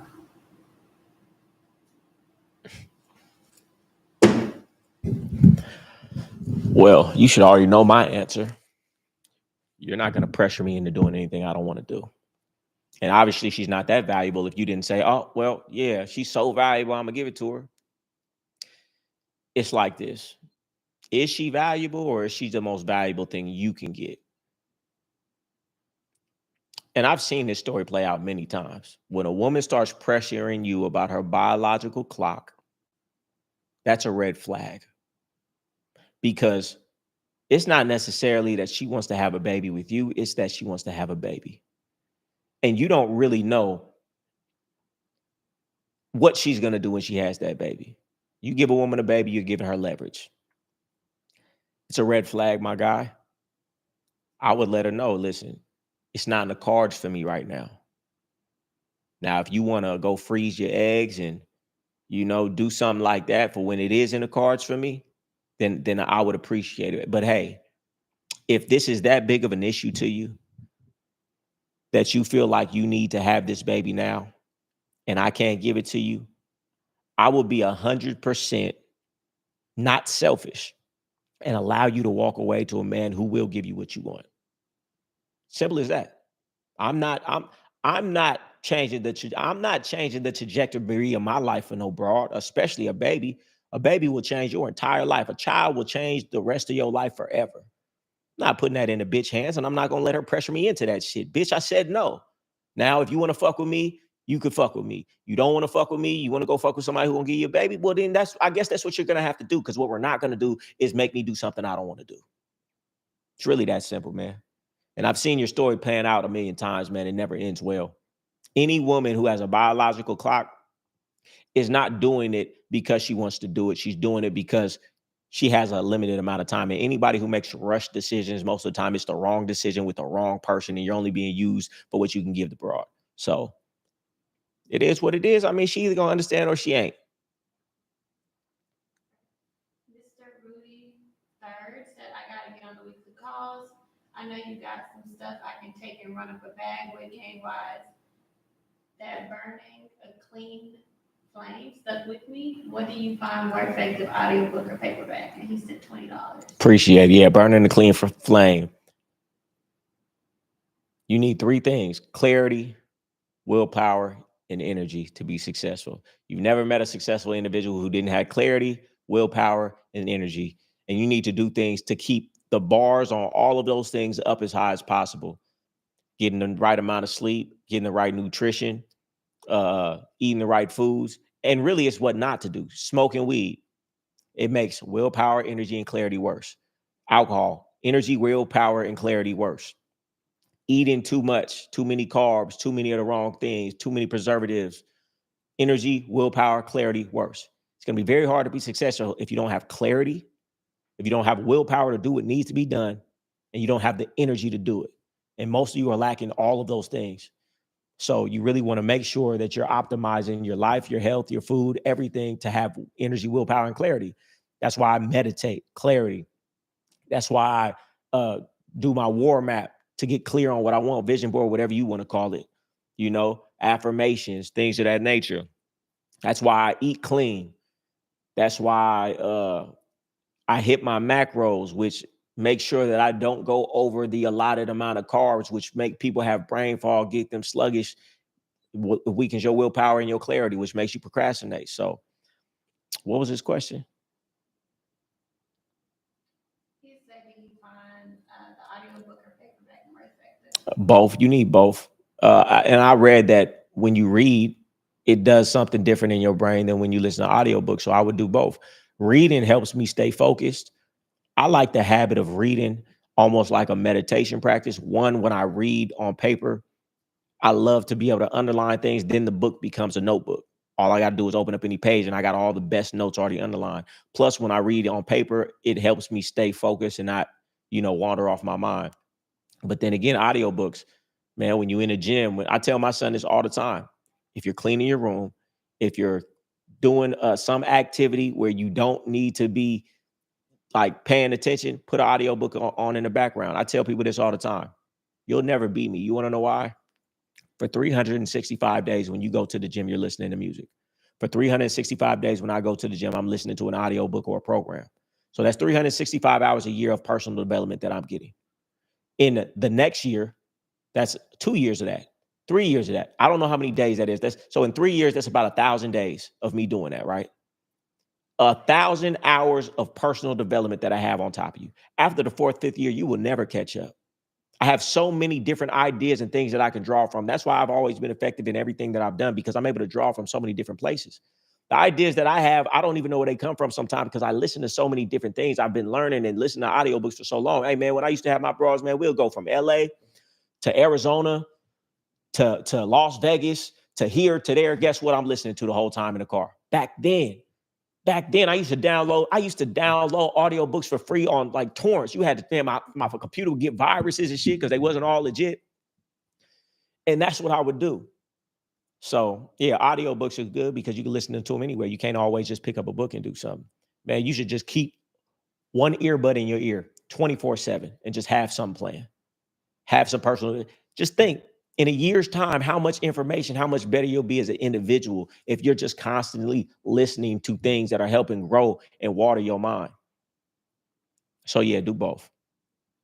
All right, I'm about to jump off. Y'all better, send something in. Send something in for me. Any topics before I jump off? Someone said, how much money do I need to send to get my super chat read? Deshaun Williams sent $2. He said, good looking out. Bobby Lagoose sent $20. Didn't say anything. Appreciate it. Someone said, does it make sense to take a step backwards to a better environment, to take a step forward in personal development?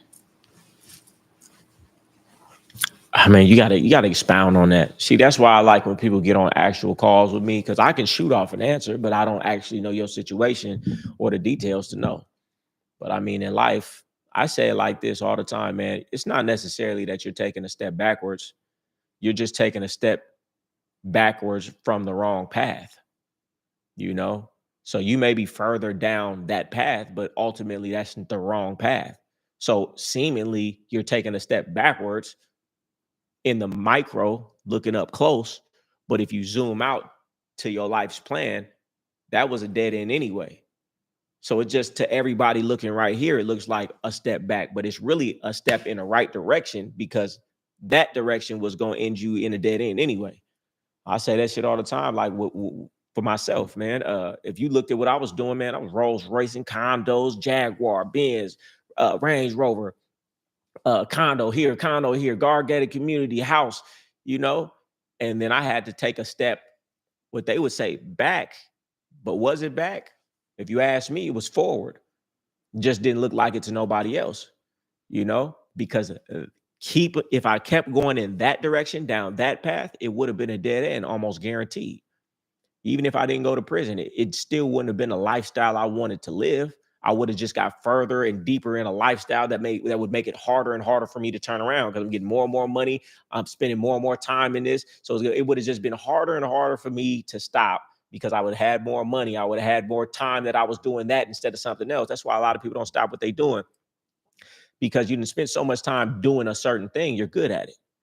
And once you get good at something, it's very hard to go from being a master at something to having to go back to be a novice and having to start over and go through the trials and tribulations and not having the admiration and the things that you get when you become a master. So that's why a lot of people stay stuck in lifestyles, because they never started trying to build the other skill and they don't want to go through that process again. But anyway, yeah, man, don't think about it as a step back.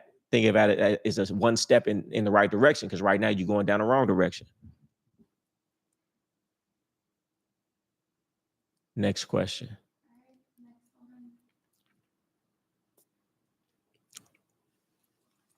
I wish the interview with you and Johnny Cash was longer. Such a great podcast. We're going to do it again soon. Sarah Wolf folks said,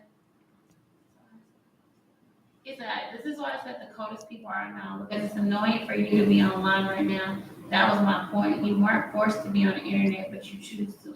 Oh, yeah, but I appreciate the compliment. No, hey, and on that note, man, you know, I got to retract my statement. I think you are absolutely right, man. Hey, but I'll tell you like this, though. I used to say this all the time. I said, man, I always used to say I was great. I used to tell my women back in the day, like, y'all know y'all lucky, right? I'm the best kept secret ever. And them bras knew it. And them bras knew it. I used to say it. I said, I am the best kept secret ever. And now the world finally getting to see. Can you speak on indoctrination with your women? I hear you say music, books, what else? He said, speak on indoctrination with your woman. I mean, it's really just curating an environment, man. And I'll say it's not just women, man. I use women as the analogy, but everything that I say is psychology. Everything that I'm saying is psychology and be used for a woman or a man. But okay, so indoctrination, man, it's just like company culture. Company culture. What do we value around here? What do you see that we value and how we move in every aspect? And that music is very important because music is one of the best influential brainwashing tools on the planet. That's why the biggest companies in the world have been controlling society through music forever. That's why there's certain music that they put out in certain groups and communities because they understand how powerful it is, right? So if you understand how powerful it is, man, use it in your favor, not against yourself by what she's listening to. What were we listening to last night?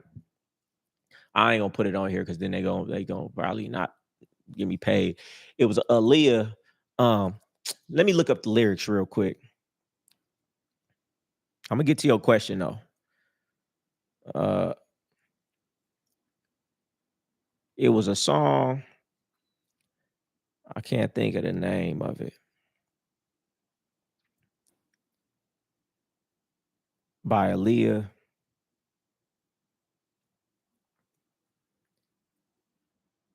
I gotta go to the lyrics because I can't play it on here. Every one of your women should know this song. They should know it by heart.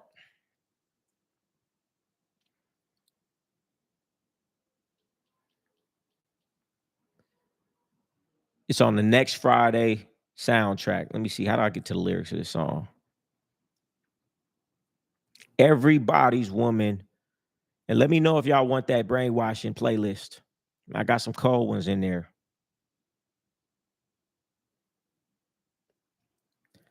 Give me a second.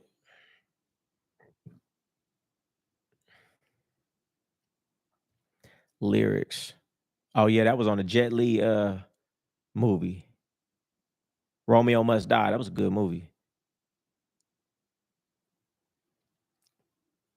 Real quick. The chorus goes, I don't want to be without you, be without you. I don't want to live without you, live without you.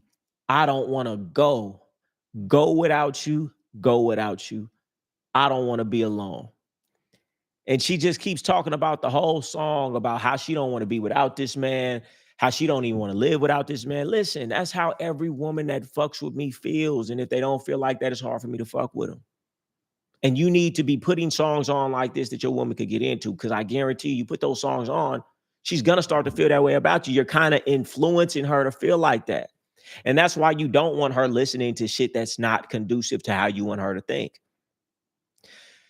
Like we say all the time, you're going to become who you're around, what you're around, the things that you intake, right? So therefore, you have to curate everything that she's intaking if you really want her to be yours.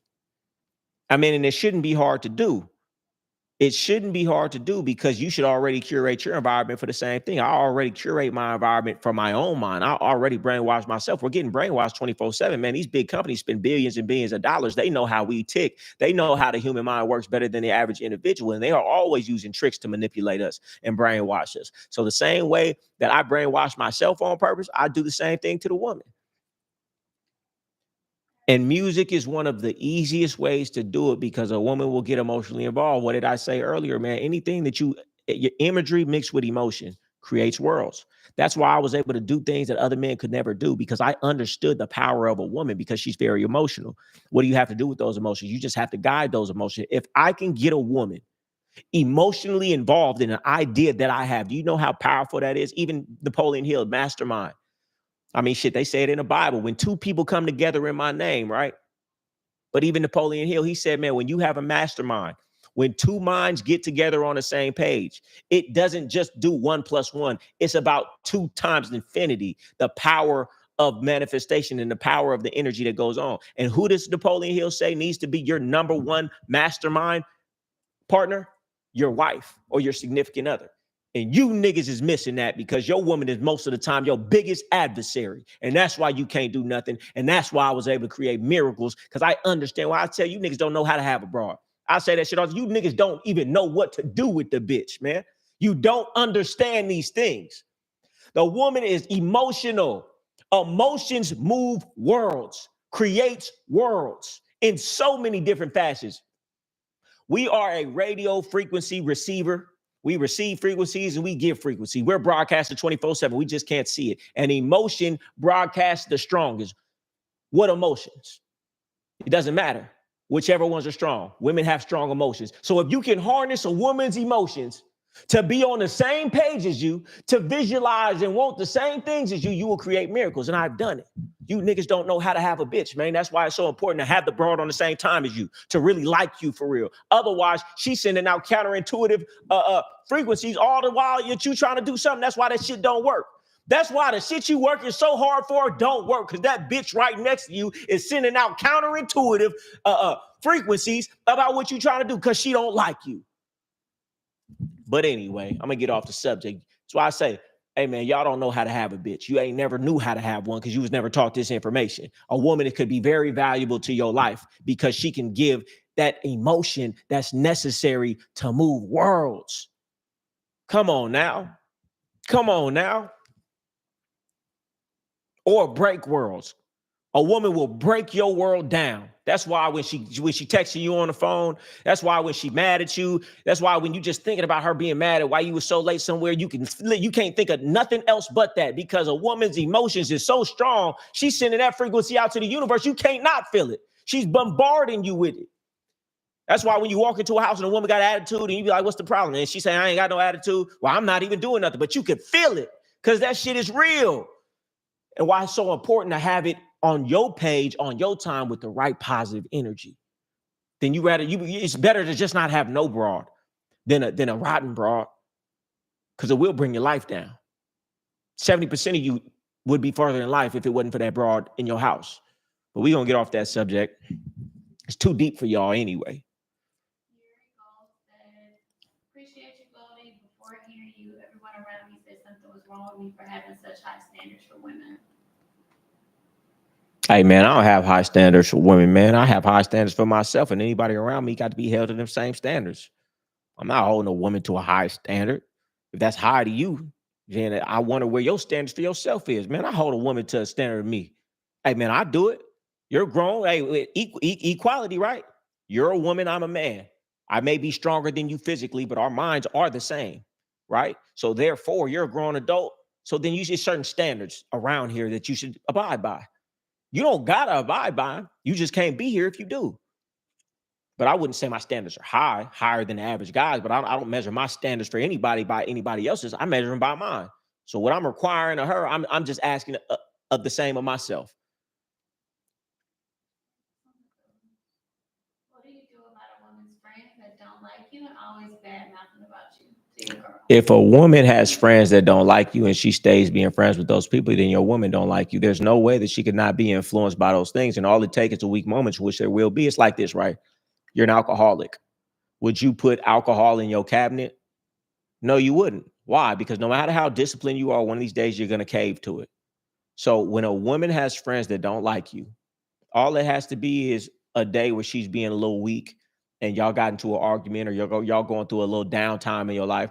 Now those thoughts and those seeds that have been planted will break your relationship apart, and it's just a matter of time. So if your woman is able to be around women who don't like you, then she don't really fuck with you.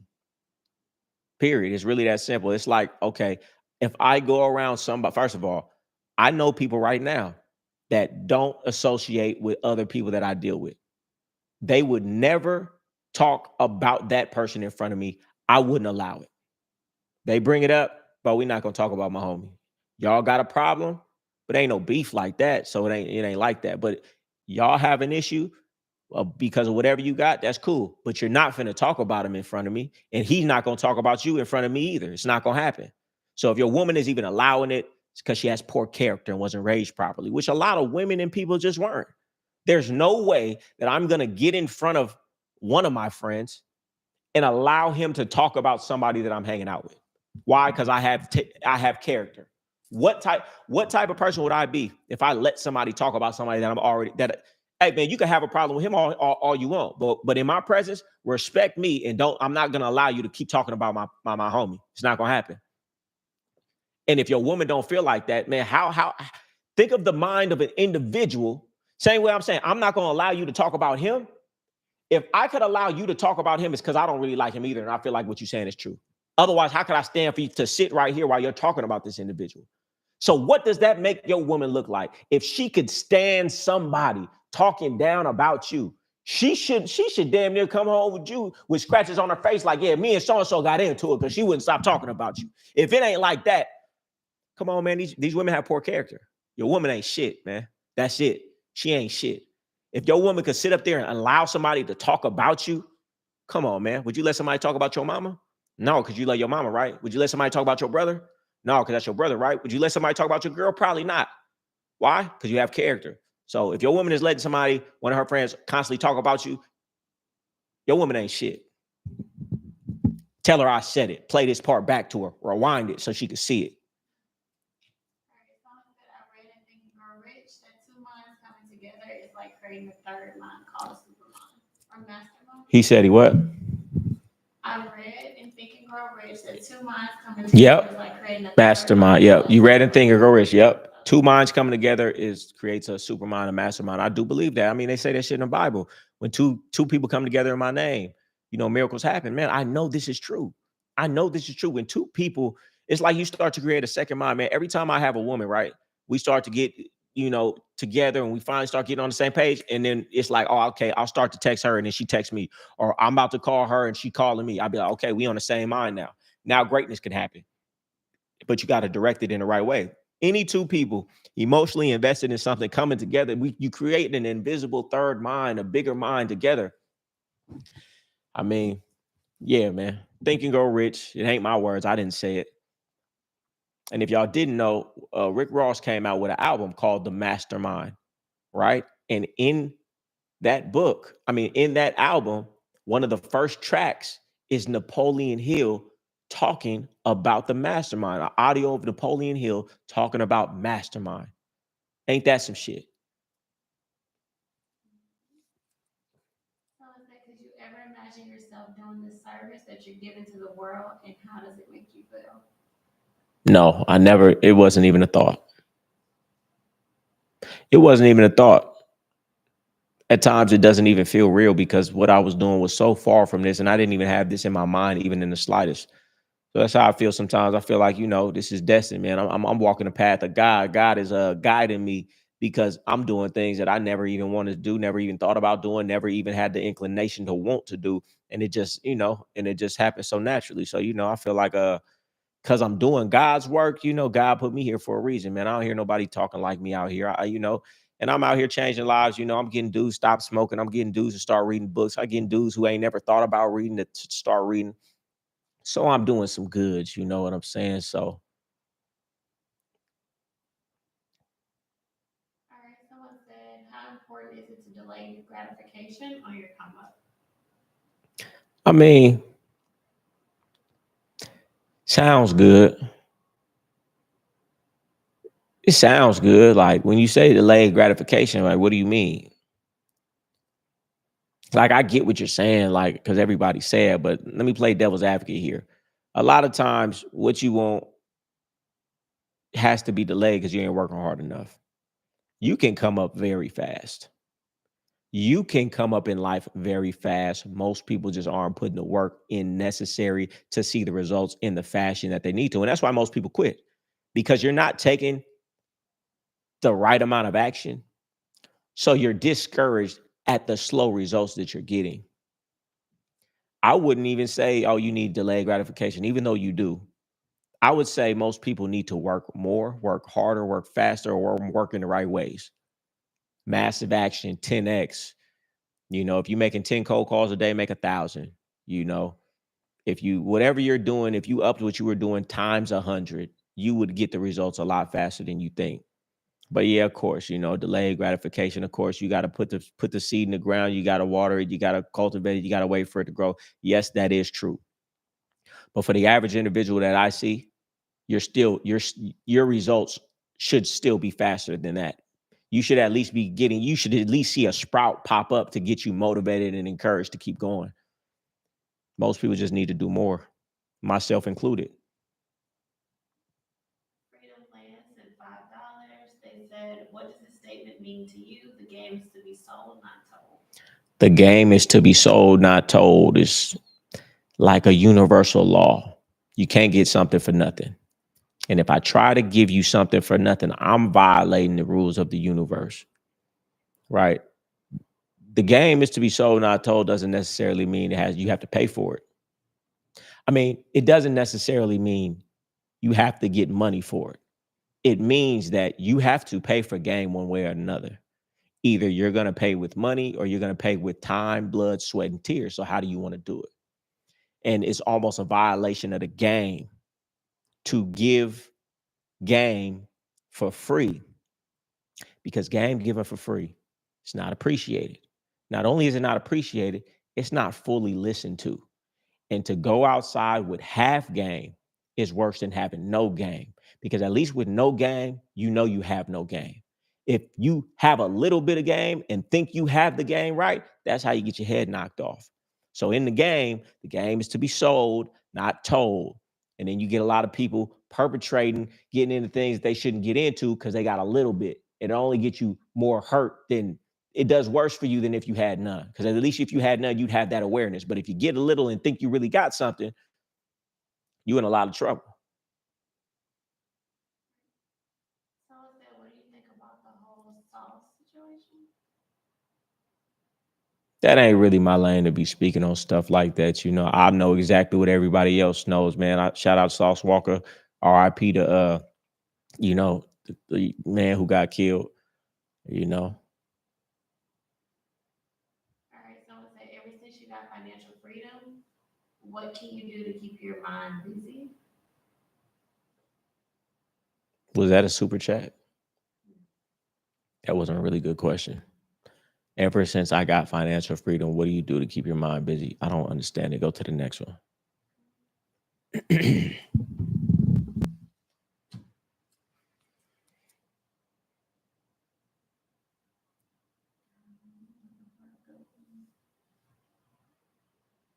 How do men feel about rejection? What is your mindset towards that? You said peas. I don't know. It's not this is the thought process, and you need to get my Get Chose with Your Mouth Closed guide. You need to get my Gang Guy Mentality program. You need to get my how to talk to women, what to say and how to say it. I'm gonna give you a little excerpt. That's why you got to get the Game Guy Mentality program. So many gems. It's a framework difference. Hey man, in the game, it's a saying, right? You got to run through 100 punks to get that one gem. So understanding that, I understand from inception that I have to run through 99 women just to get one good one. So when I understand that from inception, do you think I'm so all down and out when a woman says no? No, I understood from the jump that I had to run through 99 to get one. So guess what? My mindset is, let me hurry up and run through these 99 so I can find my one. It's a different mindset. I already know it's only going to be one out of 100 that's really fucking with me. And I'm okay with that because I'm a gem myself. You don't find gems just laying on the ground. I'm looking for the woman who's compatible with me, the one who likes me, the one who has the characteristics and things that I'm looking for. And they're not just out here everywhere. If they were, they wouldn't be valuable because nothing in value is in abundance, right? So I understand it's 1 out of 100. So therefore, you didn't reject me. You saw that I'm not who you're looking for, and I'm only looking for who's looking for me. Cool. And I can't wait for this interaction to be over soon as I know that you're not looking for me, because I'm only looking for who's looking for me. So Get my Get Chose with Your Mouth Closed guide. It goes into it. Get my How to Talk to Women guide. And for sure, get the Game Guy Mentality program, GoldieRatio.com. Someone said, since becoming more popular online, how do you navigate dealing with women? What do you do about women faking her character to get next to you? Don't matter. Everybody fake their character to get next to you because everybody is putting up a front when they first meet you. You know, so it's no different. People gonna show who they are, and it's always gonna be a test to see it. Freedom Land sent $5. It said, when you were approaching 100 women a day, did you approach only the women choosing you, or did you approach any women that you're interested in? I was approaching every woman. See, back then, let me how to put this right. I understood that any woman could get some bread. And I knew how to build a woman up. I had the tools in my toolbox and I had the game. So it was any woman. I mean, nothing crazy, but yeah, it was pretty much any woman. Next question. So I said, what should I do? And let me tell you too, man, I never even got to 100. There was no day that I ever got to 100. Before I got to 100, I caught something. Someone said, what should I do if my baby mom is keeping my son? Real quick too, me and my friend had a game we would play because we understood the psychology, which most people don't understand. This is a numbers game. We wouldn't talk about how many numbers we got. We would hurry up and come back to each other and say, man, how many times you get rejected today? We didn't say it like that, but how many no's did you get? Because we understood the more no's we got, the closer to a yes. So if you go door to door to sell something, I guarantee you, the person who has the most no's has the most sales. You see what I'm saying? Everything is about mindset, shifting how you think about things. Right? She didn't reject me. I rejected her. She wasn't looking for me. I wasn't looking for her. No harm, no foul. Listen, it's like this. I got a mentor. He said, what did he say? You got to kiss a 1,000 frogs to find a prince or princess. Hey, man, that's it. Hey, man, you frog, until that princess pop up. I understand the process. Some of y'all too, I just kissed this frog. I just kissed this frog. I just kissed this frog. Man, you think it's fucking princesses everywhere around? That's what you think, huh? You just think, and the worst thing that can happen to you is you catch something too good too quick. Because then that's how you gonna think shit's supposed to go. Go to the next question. Get the Game Guy Mentality program. Get the Get Chose with Your Mouth Closed guide. Someone said, what should I do if my baby mom is keeping my son from me because she don't want him around my new girl? These women are fucking childish. It's childish, man. Like they got anything to do with nothing. Man, I had my baby mama came and broke my window to my house because I guess her little cousin saw that I picked up my son with my bitch in the car. Bitch, we're not even together in no capacity. And you are so childish that you would come to my house and try to wake your son up in the middle of the goddamn night because you were mad I picked our son up with my other bitch in the car. How childish can you fucking be? And then you got to think, this is the mind of an individual who is supposed to be raising my son? The fuck out of here. You wonder why everybody's fucked up, because this is the mind of a woman who thinks what she's doing is perfectly okay. And that's the same mindset that's going to try to raise a young man. But man, there's nothing you can really do about it. I would just go get custody, man. Bitch ain't gonna tell me. This is the problem, because there's a huge myth about custody. Oh, a woman gets this. No, she doesn't. It's just you don't do nothing. So the court says, well, yeah, she came down here.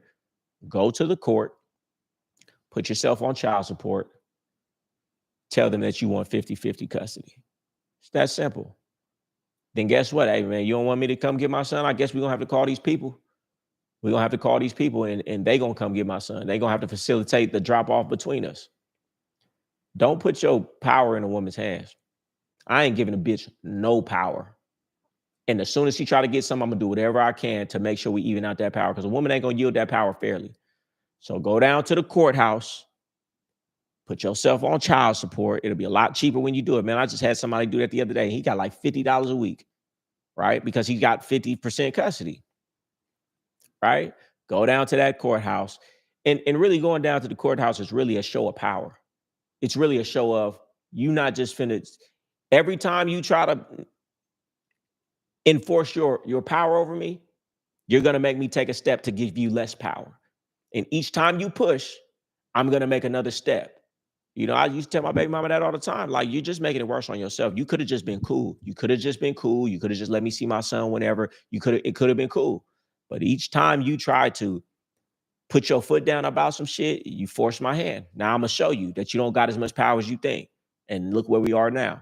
Why? Because emotions. It should have never even got to this point where I could even get full custody of my son. It's very hard to do. Her emotions had her making the wrong moves. That's why it's dangerous for a woman to be in charge who's moving like that. And dangerous for you to have a woman around you who moves like that, because a woman who thinks of her emotions first will put you in a predicament. Next question. Someone else asking about the baby mama. They said, my baby mama not letting me see my son. She wants to work things out and get back together, but I'm trying to move on because she put her hands on me. Any advice? Man, you don't sound too sure about moving on. You want to move on? Come on now. She put her hands on you, man. That's a violation. And she ain't never gonna forget it. Y'all could get back cool. In the back of her mind, yeah, I done put my hands on this nigga before. Ain't no woman ever gonna put her hands on me that's ever gonna be able to speak to me again. Like you said that way too casual. So you gotta have more respect for yourself. You gotta have more respect for yourself. A woman put her hands on you. That's an ultimate violation. She don't think shit of you. I don't care what you did. I don't care if you got caught cheating in her bed with a woman. A woman put her hands on you. She don't think shit of you. And if she didn't think shit of you then, I guarantee you it ain't like she probably don't think too much of you now. And what she really gonna think when you get back with her? This woman could put her hands on me and all, just some time passed and some sorries, and now we getting back together. It would never happen. Yeah, that's crazy to me. It's ridiculous. Y'all gotta have more respect for yourself to even let these type of things transpire. Someone said, what are three things you learned when moving to Vegas looking at your car? Man, I realize, man, hey, what I say all the time, you got to have a burning desire. I had a burning desire. I was tired of Sacramento. I wanted more. I wanted bigger. I was motivated. I had big dreams. I wanted to be top floor. The lights in Vegas excited me. I was confident I was gonna make something happen. I done heard all the stories. My uncles done told me about Vegas. Like, so it was just, man, I had an amazing vigor for life. And just, you know, I was just passionate about more. And that's what you need. And I made sure I was going to and I had the same anxiety everybody else has every single day. And even before I learned the tools that I've learned, in the past, decade, then I uh unconsciously knew it. I was going to the gym every morning. I was listening to the most positive and inspirational songs, about coming up, Big Sean, I swear Bezo, I ain't never going broke no more. Like, I was listening to all the things that just got me excited and inspired on the treadmill, getting that runner's high, right? So I was putting myself in a high frequency state to where I would see solutions before I even had this understanding, you know? And I was doing what I needed to do, man. But what it really was I wanted more so bad. I was excited about life. I wanted to get rich. I wanted to do more. And it wasn't nothing gonna stop me. And I wasn't just gonna sit down. And that's why it's important to not smoke weed, because there's no way that I could smoke weed and be that excited and that motivated, have that much clarity, and do what needed to be done. Rory Kane said $10. He said, real game.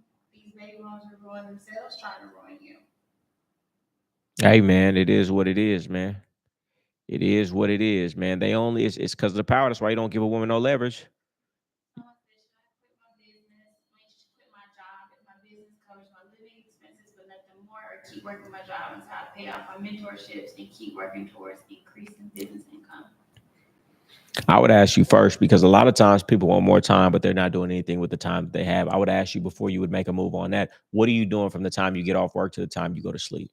Are you using all of that time wisely? Are you using all of that time in a certain blueprint to research or get ahead in whatever area that you're trying to get into? Because more time, you'll just become more, if you ain't doing nothing with the little time you got, more time ain't gonna help. Amara says, Vegas the best place in the U.S. to move, to live. I want to move to Vegas, thinking on it. I mean, depend on what you're doing. I don't know what you're doing, what your aspirations are, what industry you're in. I mean, Vegas is better than most uh, places just because it's cheap.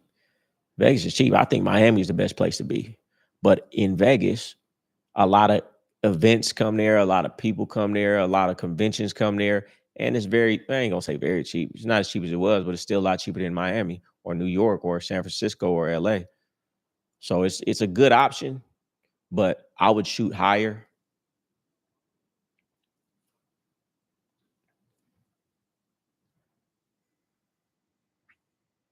Next question. Someone said, I can't get over my ex. It's been 5 months. What do I do? Forget your ex in 7 days, God. Yeah, you should book a call too. Man, because that bitch ain't shit, man. I don't even know her, but she ain't shit. Very few women are. Sometimes you get emotional connections to women and you know, certain things. But yeah, man, it is what it is. You know what I'm saying? Like, I get it.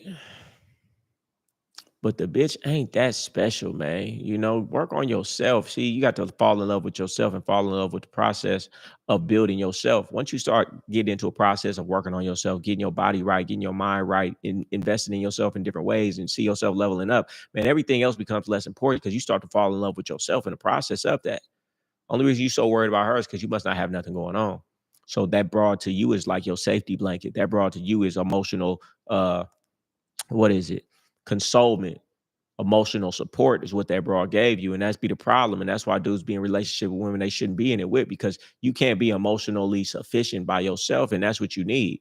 That feeling that you feel when that woman leave and you by yourself and you feeling like something was lost, you need to live in that feeling until you okay with that feeling. I lived with that feeling in my stomach for years. It's called entrepreneurship. You know what I'm saying? It's called not knowing if this shit is really gonna work. And if you can't stomach that feeling from a woman, you can't stomach that feeling in life, which is this feeling that you're gonna have and be okay with for a long period of time when you're trying to strive for greatness in your life, because everything is an unknown. And in the unknown is that feeling.